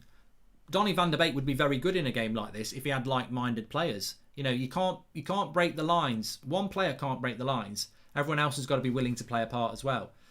Here's Maguire. Win a corner, Harry. Put a cross in there. I think he was trying to get a corner. The problem is, do you see Ollie tearing into this team at half-time and asking for more? He looked ecstatic last game with Fred hitting a shot off target, says Aaron. And who do you prefer, Mount or Maddison? Mount, GCZ. Yeah, Mount. I tell you what, as frustrating as it's been, and I don't think we've played very well tonight, we've got to win.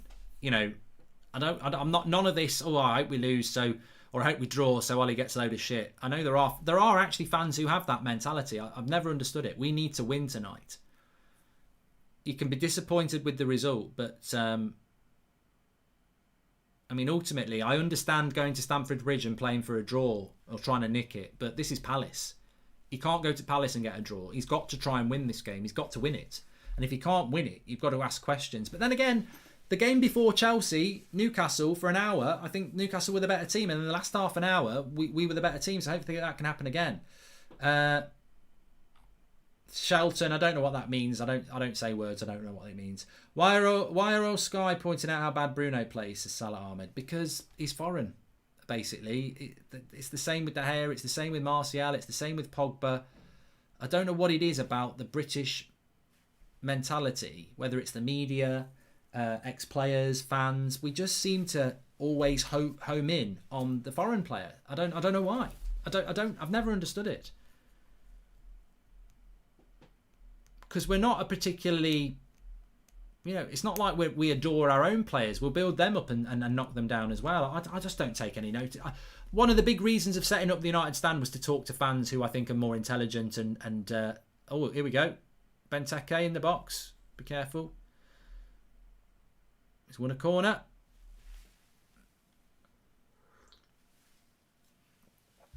Marky says, I'm actually glad Martial isn't playing because he just gets slaughtered. Tell you what, I don't think Palace will score until they play, unless they play till Christmas. But if they did score, I would be very worried about us getting back into winning this game. I don't think we look like we've got 2 goals in us at the moment. Lil Octopus, thank you. Come on, United, ringing out in the live comments. Cross comes in. Headed away by Maguire. Good head there. Cross will come back in. It's very, very foggy. And Benteke with a spectacular corner. I'd like to see this again, because if he got a corner for this...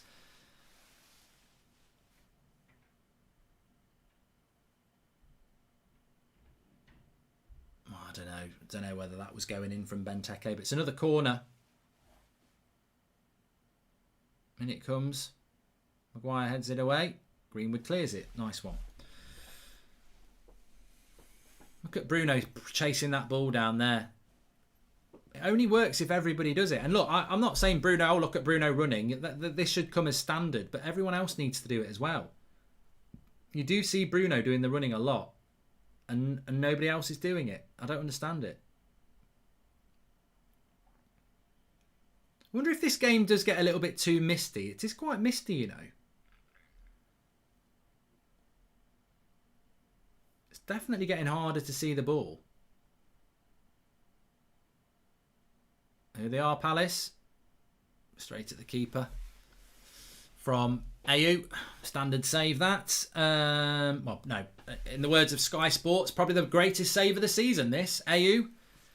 From an angle on the edge of the box, shoots it straight at the keeper who catches it. Probably the best save I've ever seen. I agree with Sky on that one. Give him the golden glove just off that shot straight into his hand.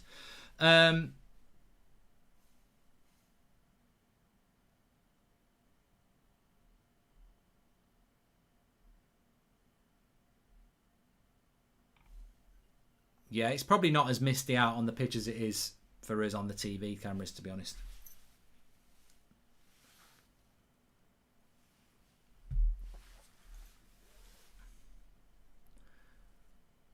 Good play by Fred. And then he loses it.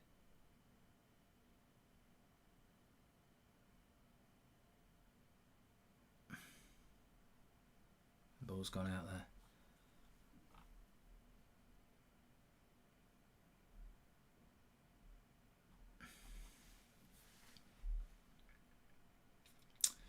Who's been the better team?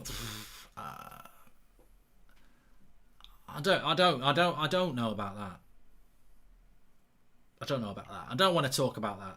I don't wanna talk about it. Scrappy starts the second half. We can't even get hold of the ball. Passing is poor. And I think that's a very good point from Vignesh, because remember, this is after they've had a talking to by the manager, and nothing's really changed. Bruno's trying to pull the press here. He's telling Greenwood to push forward. This annoys me. I'm going to write this down. the Bruno press. It's not about giving him a high score, but he seems to be the only player that knows how to press. Like, he runs up and he's looking behind, pointing at people. If everybody did what he did, we would be able to press. It's like the way Liverpool press. Bruno knows how to press. Nobody else knows that pressing, if you press properly, it's bloody hard. It's not a little jog. Pressing a team is a lot of effort. You've got to really sprint into them. You've got to close their gaps off. But if you do it on your own, it doesn't work. And too many times we see Bruno and Cavani to a certain extent pressing, but that's not enough. It's got to be the front four. Good interception by Wan-Bissaka. Now move the ball quicker, Fred. Crap. Fucking crap. Rubbish. Under no pressure on his strongest foot. And his pass is shit.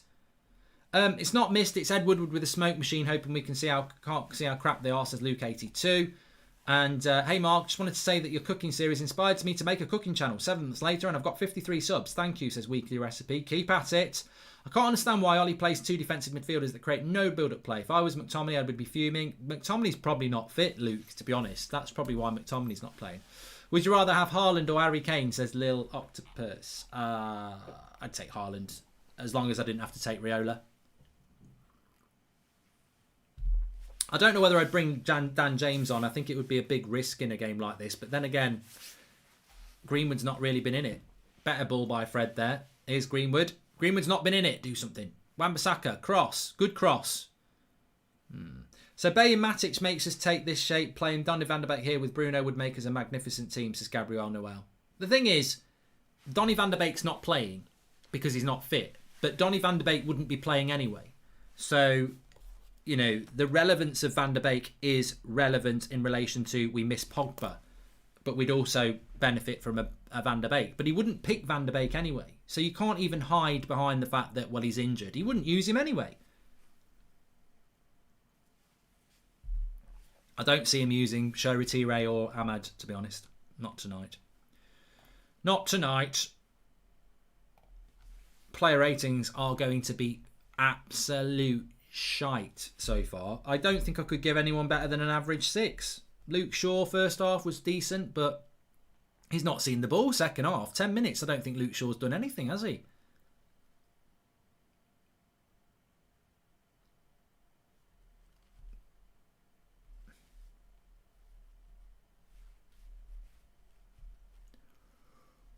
We're trying to press them higher up the pitch. You can see that. That's one thing I have noticed from the second half. I think we need to just win this game now, regardless of the point performance. Jake, I'm high-fiving you virtually. 100%. We do just need to win this game.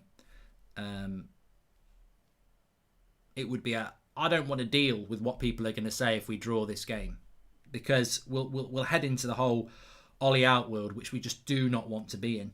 I don't want to be in the whole Ollie out thing. We've got too many important games to come. We've got a Manchester derby at the weekend. If we draw this game, people will be like, Ollie out, he's got no idea, and then if we get beat by Man City, they'll be asking for him to be sacked, and yet we're second in the league with AC Milan to come. So all I want to do, I'm not Cheryl Cole, all I want to do is have some fun. I got a feeling. In fact, all I want to do is see some good play. I've got a feeling I'm not the only one. But no, all I want to do is get to May. That would have worked better with play. No, I just want us to get to May and see where we are. I can't be arsed with another Ollie out movement before the end of the season. I just want us to get to May and let's make a decision. If we haven't got top 4, bye-bye Ollie. If we have got top 4, give him a new contract, back him. I just think the next few weeks are just going to be a pain in the arse if we're playing like this. Really, because we're going to wander back into an Ollie out movement again, and we don't need it. Like, he's not going to get the sack until May. So anybody who's going to go Ollie out, look, I'm not saying that they're not wrong. It's their opinion, but for me, it's a hindrance we do not need. So look, I just can't be arsed with it. But I can't defend this. It's not been good enough. The performance has been poor.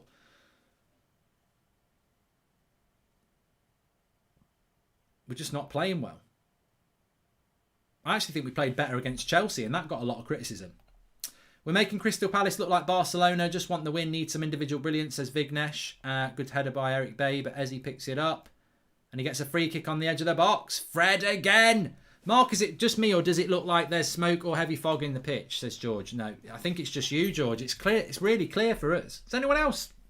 George, I think you need to go to the opticians tomorrow. It's clear. No, it is smoky. Free kick on the edge. Fred is a bloody liability today.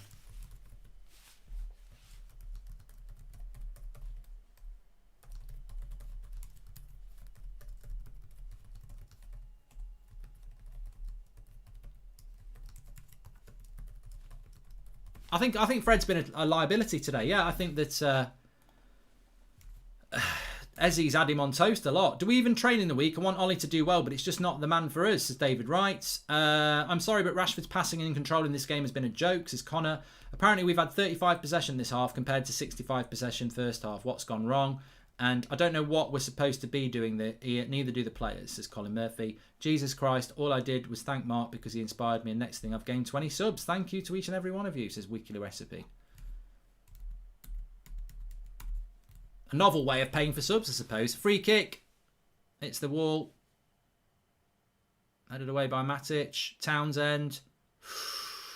Just wide.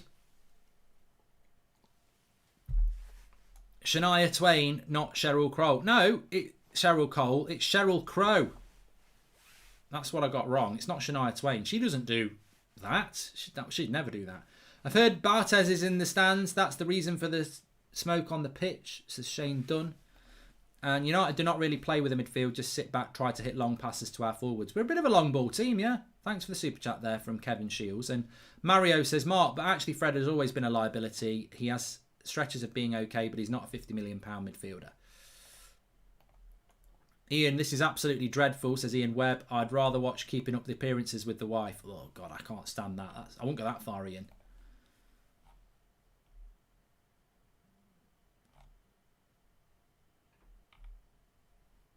I mean, look, you can't play well every game. Sometimes it's about winning when you're playing badly. You can't win every game well, but it'd be nice to win some games well. I mean, when was the last time United played well? Sociedad, away. I don't think we played well against Newcastle. I think Newcastle are a bit like Palace. They've got nothing up front. They actually worked really hard, Newcastle, against us, and they played the better football at times. They just didn't have the quality. I just think the problem is, again, we're playing a team, and I'll say this, Cavani. I'll say this, right? When we played Newcastle, they played better football than us, and we beat them in the last half an hour because they got tired. Crystal Palace have arguably played better football than us, and hopefully we're going to beat them late on. We've got better players than Palace and Newcastle, but they're playing better football than us. Why is that? Why is Steve Bruce and Roy Hodgson getting their players to play a better brand of football than us? And what is our coaching staff doing to try and improve that? Because what I don't get is that these players clearly back the manager. But footballers aren't stupid. So, when you get these fans saying, Ollie the Wally, Ollie's got no tactics, Ollie's a PE teacher. If he had no tactics and he was a PE teacher, the players wouldn't play for him. So I just wonder what gets lost in translation. Because if our tactics were as bad as people say they are, the players wouldn't play for him. They could have got him sacked in the autumn. They want to play for him, but I don't know. Are the players just not... Is it the players who aren't good enough? I don't think that. It's a very, very confusing one, really. Fred was a massive downgrade on Ander Herrera. Yeah, Herrera was a massive loss. Sky just said Henderson was rooted to the spot. He must have known it was going wide, says James Kent. A question, who in the squad and coaching staff... Who's doing the Sky commentary? I need to know. Brad Lewis says, who in the squad and coaching staff seriously are good enough to be in a league-winning team? That effort will show how far we are away, says Brad Lewis. Sideways passes, not penetrative enough, too predictable. It's all down to poor coaching, says Vincent McDonnell. And how about end of the season show to do every player's consolidated player rating for the entire season, bottom of the table to the top of the top player of the year, says Michael. Well, yeah, that'd be a bloody hard thing to do. Martin Tyler and Gary Neville. I rest my case. Bias.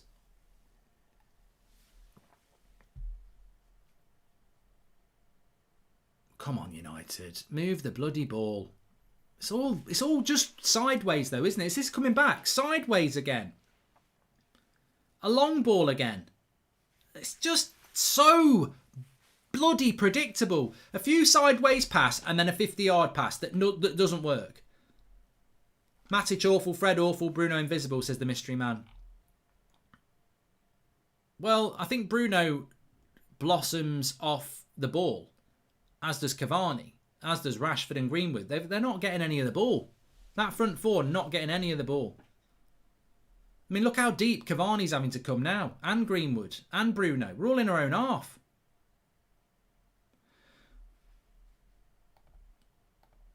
Matic awful. Yeah, I've done that one. No, Ollie's just a nice guy. Most players don't hate him. He has good man management. Awful tactician, says Leo. We still wait till May. Those sides are playing better because we have a crap manager playing crap football, says Corey. Who in the squad? Well, I mean, look, Ollie did say he doesn't do the coaching anyway. So the coaching side of it doesn't fall onto Ollie. That's what makes me laugh when people say, oh, the coaching. Ollie's not the coach. He said that. The coaching is done by the coaches, funnily enough. Here's Rashford. He's had a bad game. I mean, Rashford's going to score, isn't he? Because he's had such a bad game. Mark, hope all is well. Fallen asleep twice in the game already. I don't get what's going on with these lads, says Cam. Well, they're on the attack here. Cut back. Oh, I tell you what, we're so lucky Palace are shit. When's he going to take Fred off, says Andrew O'Brien. Not playing well. It's setting the tone for the rest of the team. He's got to get McTominay on. It's his only option. Another perfect away performance. Ollie will say if they manage to nick a 1-0, says Seb Watson. I'd be happy if we created a bloody chance. We've played 20 minutes and created nothing. He's got to make changes.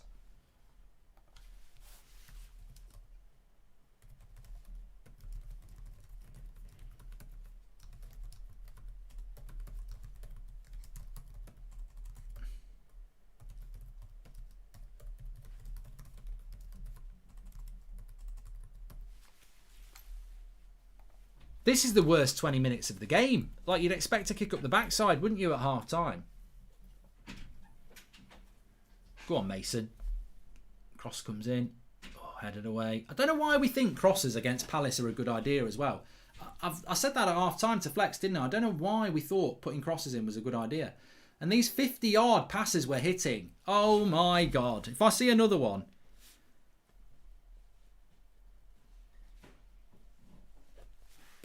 Player ratings will be out in 10 minutes. That's how quick this game is going. Papering over the cracks, too fearful, and we struggle to pick locks against disciplined setups, says Bryshaw. I think Saka is already better than Rashford and Greenwood, second best young player after Foden. I don't care, Zane. I'm more interested in football clubs. I don't support individual players. I support clubs. And yours is a mid-table one. So individualism really doesn't help a team, as we've seen.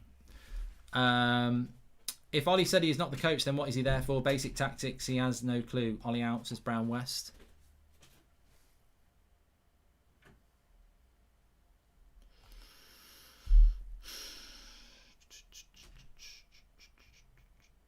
Bruno wins it well. Oh my God.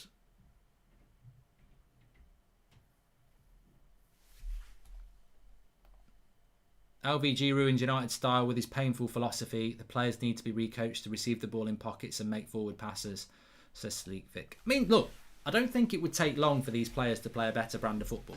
I don't think they're suffering from a LVG hangover from 4 years ago. Some of them weren't even here then. Look at how Tuchel's got Chelsea playing in a very short period of time. Swain says that Wan-Bissaka's crossing is similar to Fred's shooting's a net. I mean, look, I can't overemphasise this enough. Who on that pitch for United is getting better than a 6? From Henderson to Cavani, who's getting better than a 6? That's the problem with United. Like, Manchester United players should be getting... I mean, where's the urgency from the bench? For fuck's sake. Like, Man United players should be getting... At least half the team should be getting 7s and 8s. There's nobody who's going to get over a 6. Even Luke Shaw this second half has been quiet.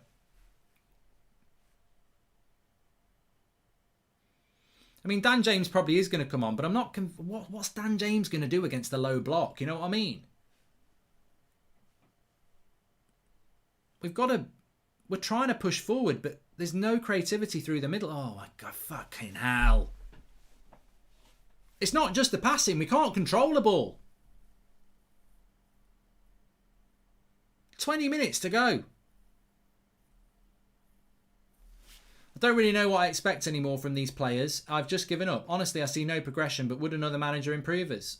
Says Sal Huss. I mean, to be honest with you, I think that's probably a really good point. Tonight, we miss Pogba, somebody like a Van der Beek. This is why we need a midfielder. This is why we need a centre defensive midfielder, because we are so dead. People don't understand it. So dead in CDM. Ollie got the job for being a club legend. He got sacked by Cardiff, says Alexander Ryan. Rashford and Greenwood wouldn't even get a 4 at this rate, says Anthony Jury. Wan-Bissaka's got it on the right-hand side. Over safe in the first third and over shit in the final third. Poor, says Garant Chapman full. Hit it! Hit it, Matic! Worth a shot. Trying to be a title-winning side with a mediocre manager that was relegated comfortably with Cardiff, says Shane. Hi, Mark. Maybe Ollie's fallen asleep with how boring this game is. Good cheer for insomnia. Offside anyway.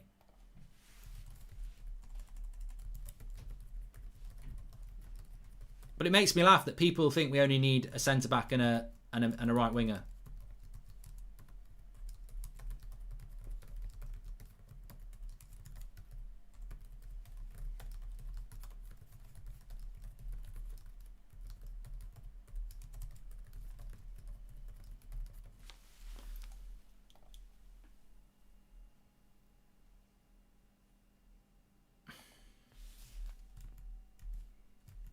I mean, Sky Sports have been to Dan James twice now.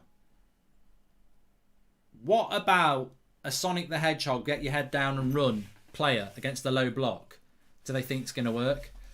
Confidence is on the floor with this team as well. I hope we can score when our number 9 doesn't see the ball. How can we score? Midfield drain Bruno and the wingers from the ball, and they're more creative at back passes. Worried the players like Ollie because he's nice. There are many games where we play a crap first half, yet Ollie never goes into them at half time, says Michael Melstar. I can't believe we as fans have allowed ourselves to believe that Maguire and Lindelof is our biggest problem. Fred, Matic and McTominay are rubbish, says Tunde. I just literally just tweeted it, Tunde. There is zero creativity in the middle of the pitch, and that will kill any team. We are woefully short. I don't know why. I mean, this is something the mainstream media and ex-players will pick up in the next 6 months. The midfield, I've been on about it for 2 years, as of you. The midfield, when Pogba's not there, and it's not even necessarily Pogba's best position, is dead. There's no creativity from the midfield. Absolutely nothing. And we've seen it tonight. Matic and Fred would not be a midfield 2 for most Premier League clubs. Forget the top 6. Most midfield clubs would not have McFred or McTominay and Matic or Matic and Fred. They wouldn't use it. 70 minutes and he's still not made a fucking substitution as well. How many times is he going to keep doing this? He's still not made a bloody sub. When is he going to start to learn about this as well? When is he going to start making fucking subs? Like, it's a joke at this point. Just hanging on there, waiting for something to happen.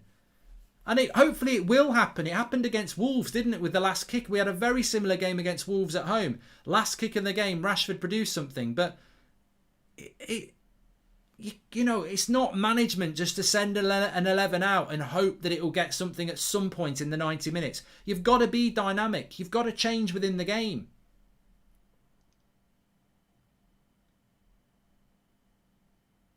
Two fouls the ref could have given there.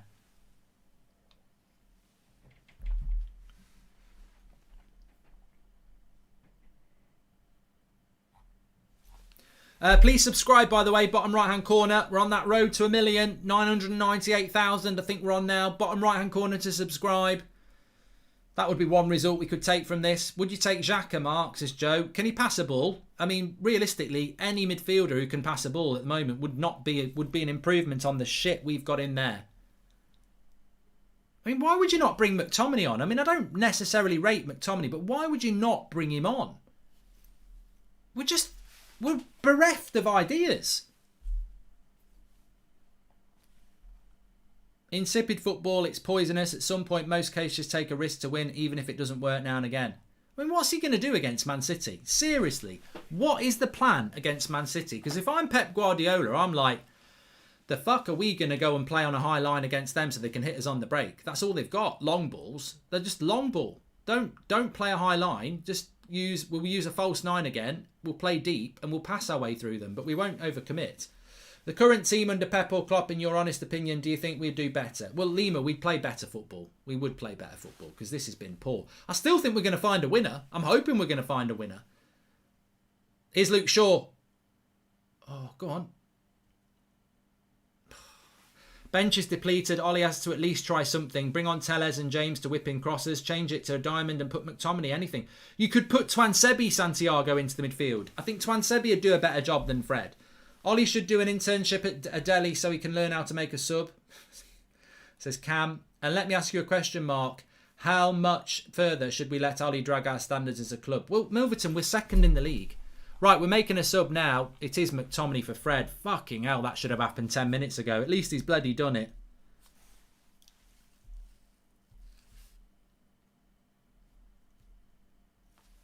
Is he happy with the draw at Palace? I can't imagine he is.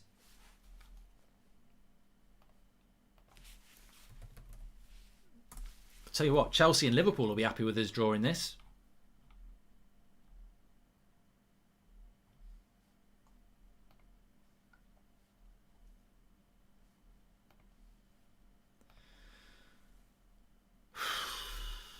Buy a centre-back and we won't need a CDM to protect the defence, as Brit's relating. And is McTominay... at least he's pushing forward a bit. Mark Dulligan, welcome to the United Stand Members Club. Thank you very much for joining. This is my last super chat today because I'm not wasting any more time. So Sam, I'd take off Fred and Greenwood and bring the kids on. Move Bruno to 8. Well, Fred going off is spot on. I mean, like the ridiculous thing is we pick Fred and McTominay as our first choice midfielders, and Matic just stayed on the pitch deservedly out of the two. Fred's been atrocious this game, and yet he's our first choice picker. We keep making excuses for Ollie. His team selections and in-game management is not one bit better, says Brad Lewis. Ollie's been outclassed by Nuno, Bruce, Hodgson and Potter, to name a few. Imagine one of these coaches with Ollie's squad, says Samuel Johnson. Well, there's only 15 minutes to go here. And the way the previous 75's gone, blink and you'll miss it. Player ratings is open on the website. Here's AU. Good block. I mean, Wan-Bissaka's done all right defensively. I think Ollie's getting a free run with his football. He is just playing in the way and he makes no subs and tactics. If fans were in the ground, they'd be booing, says Connor. Yeah, I do agree with you on that. Shouldn't we also address we also play without creative wingers? As much as we love Rashford and Greenwood, they're not exactly creative. I just want to say as well that he's bringing Dan James on for Cavani, who's probably not match fit. But when you want a goal, that's probably not the sub I would have made. I would rather bring... Well, look, whatever. He's got to make subs. Ollie does what he wants, doesn't he, with 15 minutes to go. But I feel sorry for Cavani because he's had absolutely nothing to do in this game. Nothing at all. Player ratings link is in the video description. Second paragraph, it will take you to the website where you can do your player ratings. Mark every player out of 6, 10 being the average. You can get in there early if you wish to do that.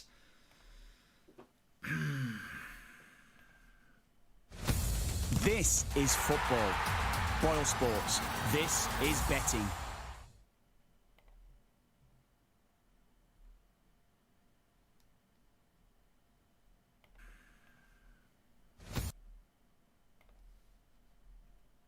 Leicester and West Ham are top 4 and they've lost 7 games. We fear defeat far, far too often, says Breeshaw. And if Ollie don't coach the players, that's worrying because it means that he thinks that the coaching is good otherwise, says Ian Carlton. That's a foul on Eric Bailly there.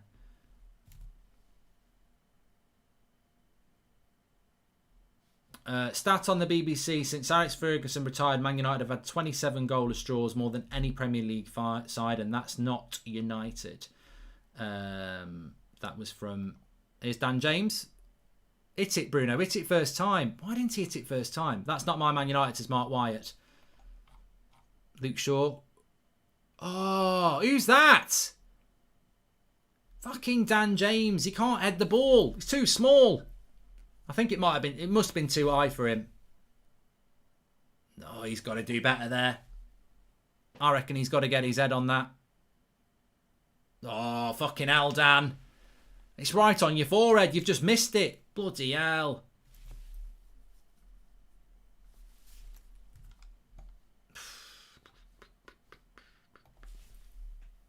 Corner for United. I don't care how this goes in. Maguire, arse. Somebody, I don't care. Luke Shaw with the cross. Oh, edge of the box. Greenwood, no.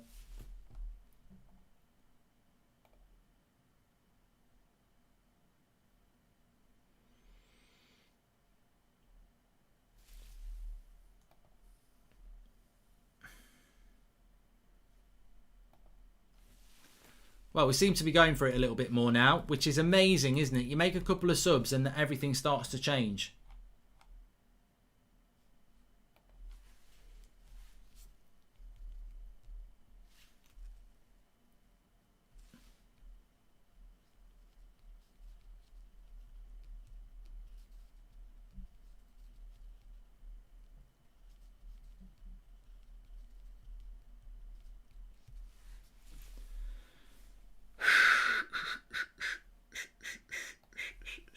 Ten minutes to go. What are we thinking?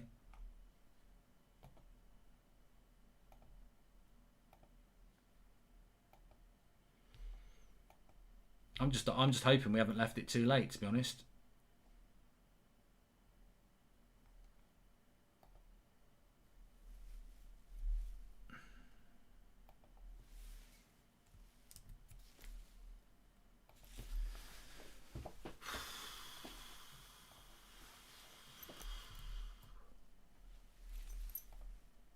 Watch that first action by McTominay again. Is the difference between him and Van der Beek. He takes it and tries to run. Van der Beek would pass first time to Eddie.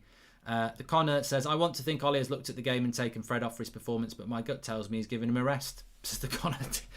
Yeah, maybe. Look, Crystal Palace have conceded more goals than anybody else this season in the last 15 minutes. There's a stat I'll take, but I feel really bad. I feel really sorry for Cavani. I mean, he's had zero service.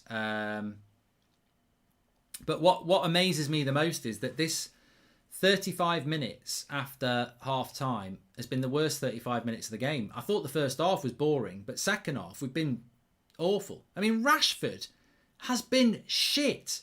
Like, absolute shit. He's got to score the winner because his control, his passing, his dribbling have been awful. Like, absolutely awful. I tell you, Rashford better score the winner.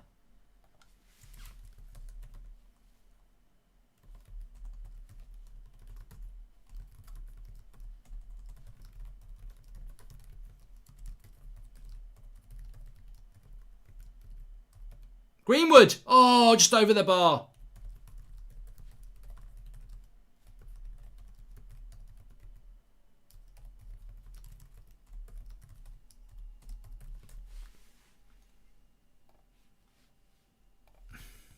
See, at least Greenwood's trying to make things happen. Fucking close as well, though the keeper seems to have it a bit covered.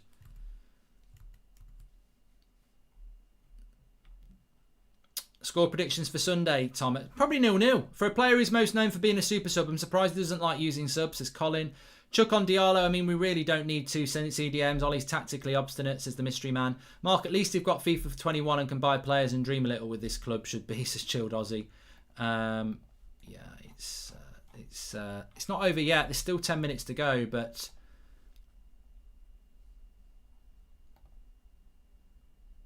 I think we'd all hope for a little bit more from United tonight. It's not been good. It's not been good. Far from good. You can do your player ratings. It's going to be really interesting on the match reaction. I can't even predict what I'm going to give in the player ratings, let alone what you're going to give. Link is in the video description for that. It's on the second paragraph at the bottom of it where it says player ratings. You can do that. I mean, to be fair, Henderson's not been troubled at all, which is a bonus in that sense. We've never looked like losing the game, but we've never looked like winning the game.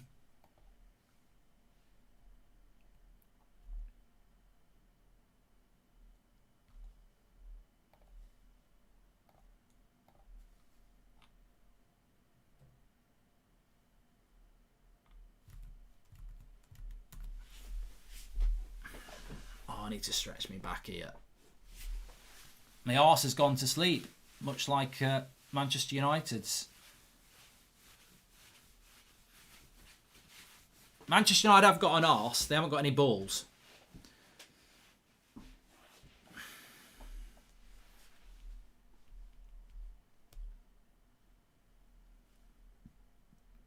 Well, why not just go for it a little bit?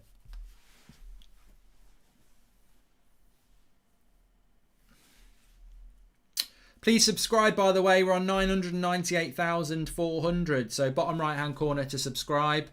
Nearly at 1 million. Thanks, everyone. I mean, seriously, though. I mean, people are saying Ollie out. I get the frustration. I'm massively frustrated. But it's never going to be the time, is it? It's never going to be the time to do that when you're still second in the league. I in a way, I embrace it. I like the fact that people are saying Ollie out because these are the standards we should have as a football club. So I do like it. I don't like the way we've played tonight, and I think that there should be some accountability for it. Of course there should. Cross comes in. Henderson's got it. Roll it out, roll it out, roll it out. 5 minutes to go. I mean, there's a lot of people saying Ollie out in the live comments. It's easy to type the words if that's what you think. I mean, I suppose I'm just probably a little bit more realistic to the fact that it's not going to happen till May. But this is a massive 2 points to drop. I said this after the Chelsea game. You've got to go and win this game. And the reality is we don't deserve to win it at the moment. Van Gaal and Mourinho would have used the Arlo and other youngsters. Why doesn't Ollie? I don't think Mourinho would have done, Liam. Spread it! Spread it! Go on, Rashford. Luke's the ball. Oh, it's got to be a corner. Yes. Yeah, I don't think Mourinho would have used any youth, Liam.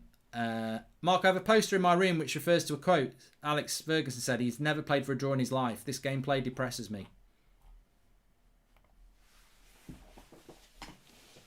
Well, a point really isn't good enough, is it? Because we're going to end up with 2 points out of 9 if Man City beat us.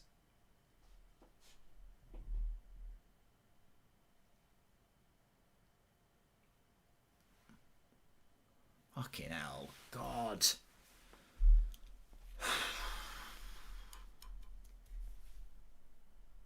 Bruno, Pogba and Donny are needed if we want creativity, says Gershon. And Mark, do you know what a... No, I'm not reading that. I won't read out words that I don't know what they are. This reminds me of the Musi Space Jam where the little aliens steal the basketball player's talent, if you've seen it, Mark, says Scott. I know of the film.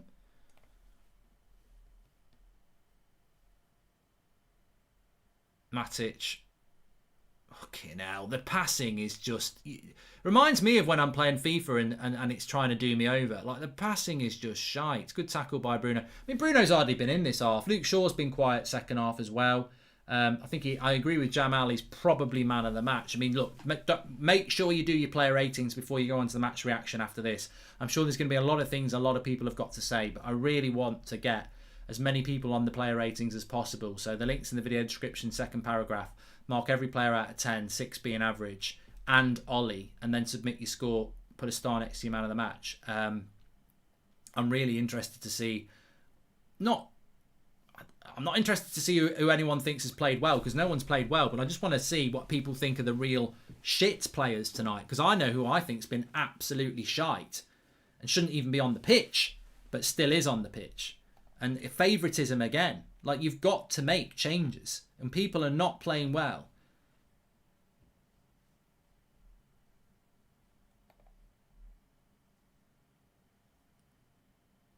People are saying a win doesn't change anything. No, it doesn't. I mean, we actually, if I'm being honest, we do not deserve to win this game. I want to win, but we do not deserve to win it. I mean, Bruno's so bloody deep. Why is Bruno coming so fucking deep? You're a number 10, mate. And I tell you why he's coming so deep. Because the midfield is shite. We're trying to play McTominay as a number 2. Oh, for God's sake. Play it off to Dan James. I mean, we're probably a worse team now, creative-wise, than we were before. Here's Bruno. To Luke Shaw. I mean, we're going to whip another cross in, aren't we, against the team that's defended crosses all night. Good ball by Bruno. Wan-Bissaka. Back post. Luke Shaw. Bruno. It's Luke Shaw. Oh, for fuck's sake. I couldn't see. It's Luke Shaw. It was Bruno who gave it to Luke Shaw.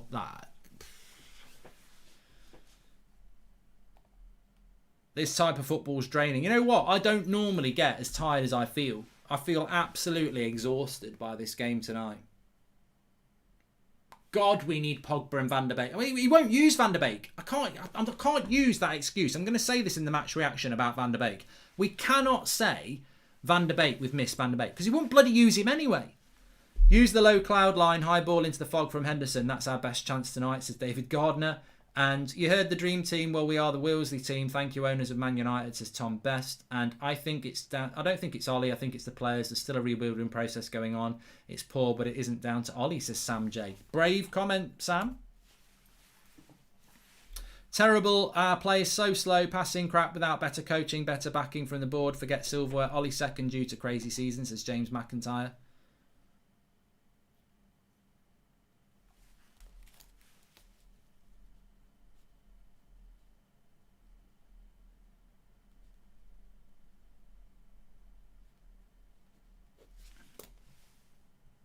Well, good save by Henderson. Goal kick.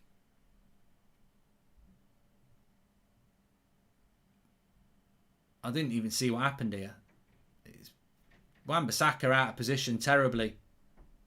Good save by Henderson, that. I really thought they'd bloody won it there. De Gea type save, to be fair. It's a good save by Henderson. Feet save.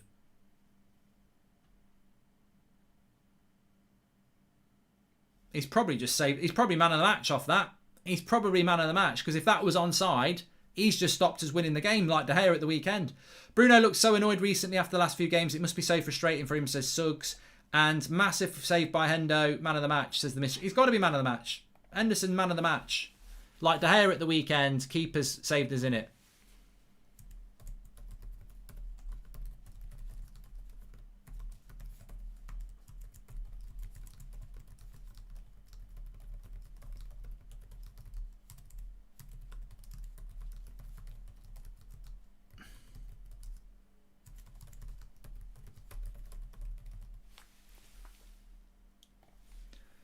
Only 2 minutes added on. Fucking hell. I just can't. I'm so disappointed.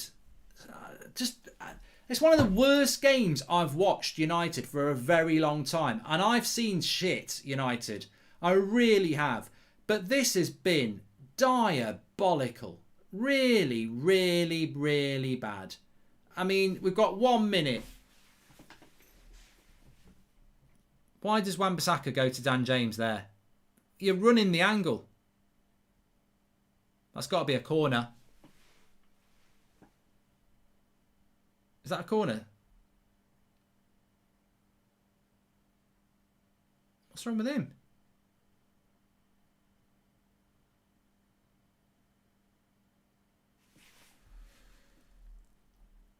Milan and City must be all overjoyed watching this. Absolutely awful, says Ulysses. Well, we'll probably get a draw out of City. I can't back this coach anymore. Let's just get Nagelsmann. Nagelsmann's beat us with a false 9, says Michael.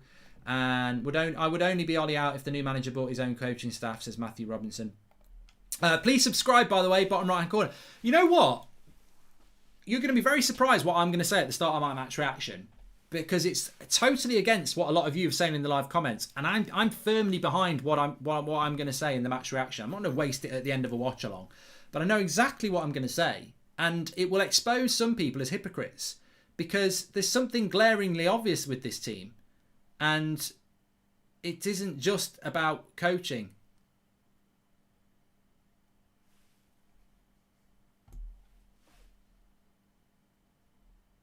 We're into stoppage time now of stoppage time. Tellez left wing over Rashford. Well, there's loads of things we could have done. Rashford for me is going to... If Martial had played like Rashford tonight, I'd put Rashford's performance as bad as Martial against Sheffield United. 0-0. I mean, Ollie's got a smile on his face.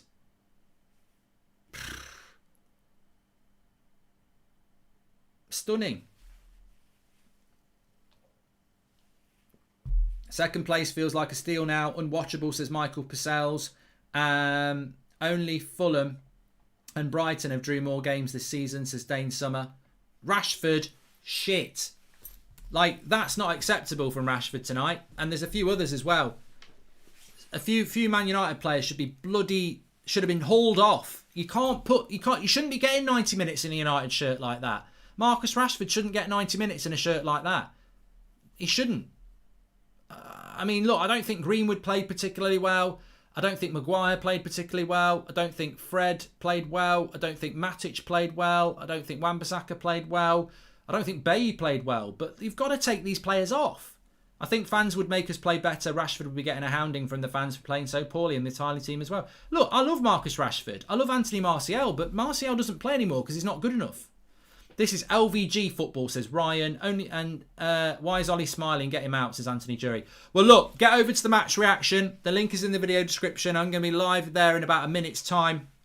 Well, I'll say 2 minutes time because I want people to do the player ratings. So don't go to the first paragraph. That's Boohoo Man. Thank you very much to Boohoo Man for sponsoring. You can get 40% off with the code United Stand and check them out. 40% off. But below that paragraph, player ratings, mark every player out of 10, put a star next to your man of the match, and submit your score. We'll go through that on the match reaction, and I'll see you there in 2 minutes. Because I tell you what, I think the opening line, you're going to be quite surprised about what I'm going to say, but I stand by it. I'll see you there in a couple of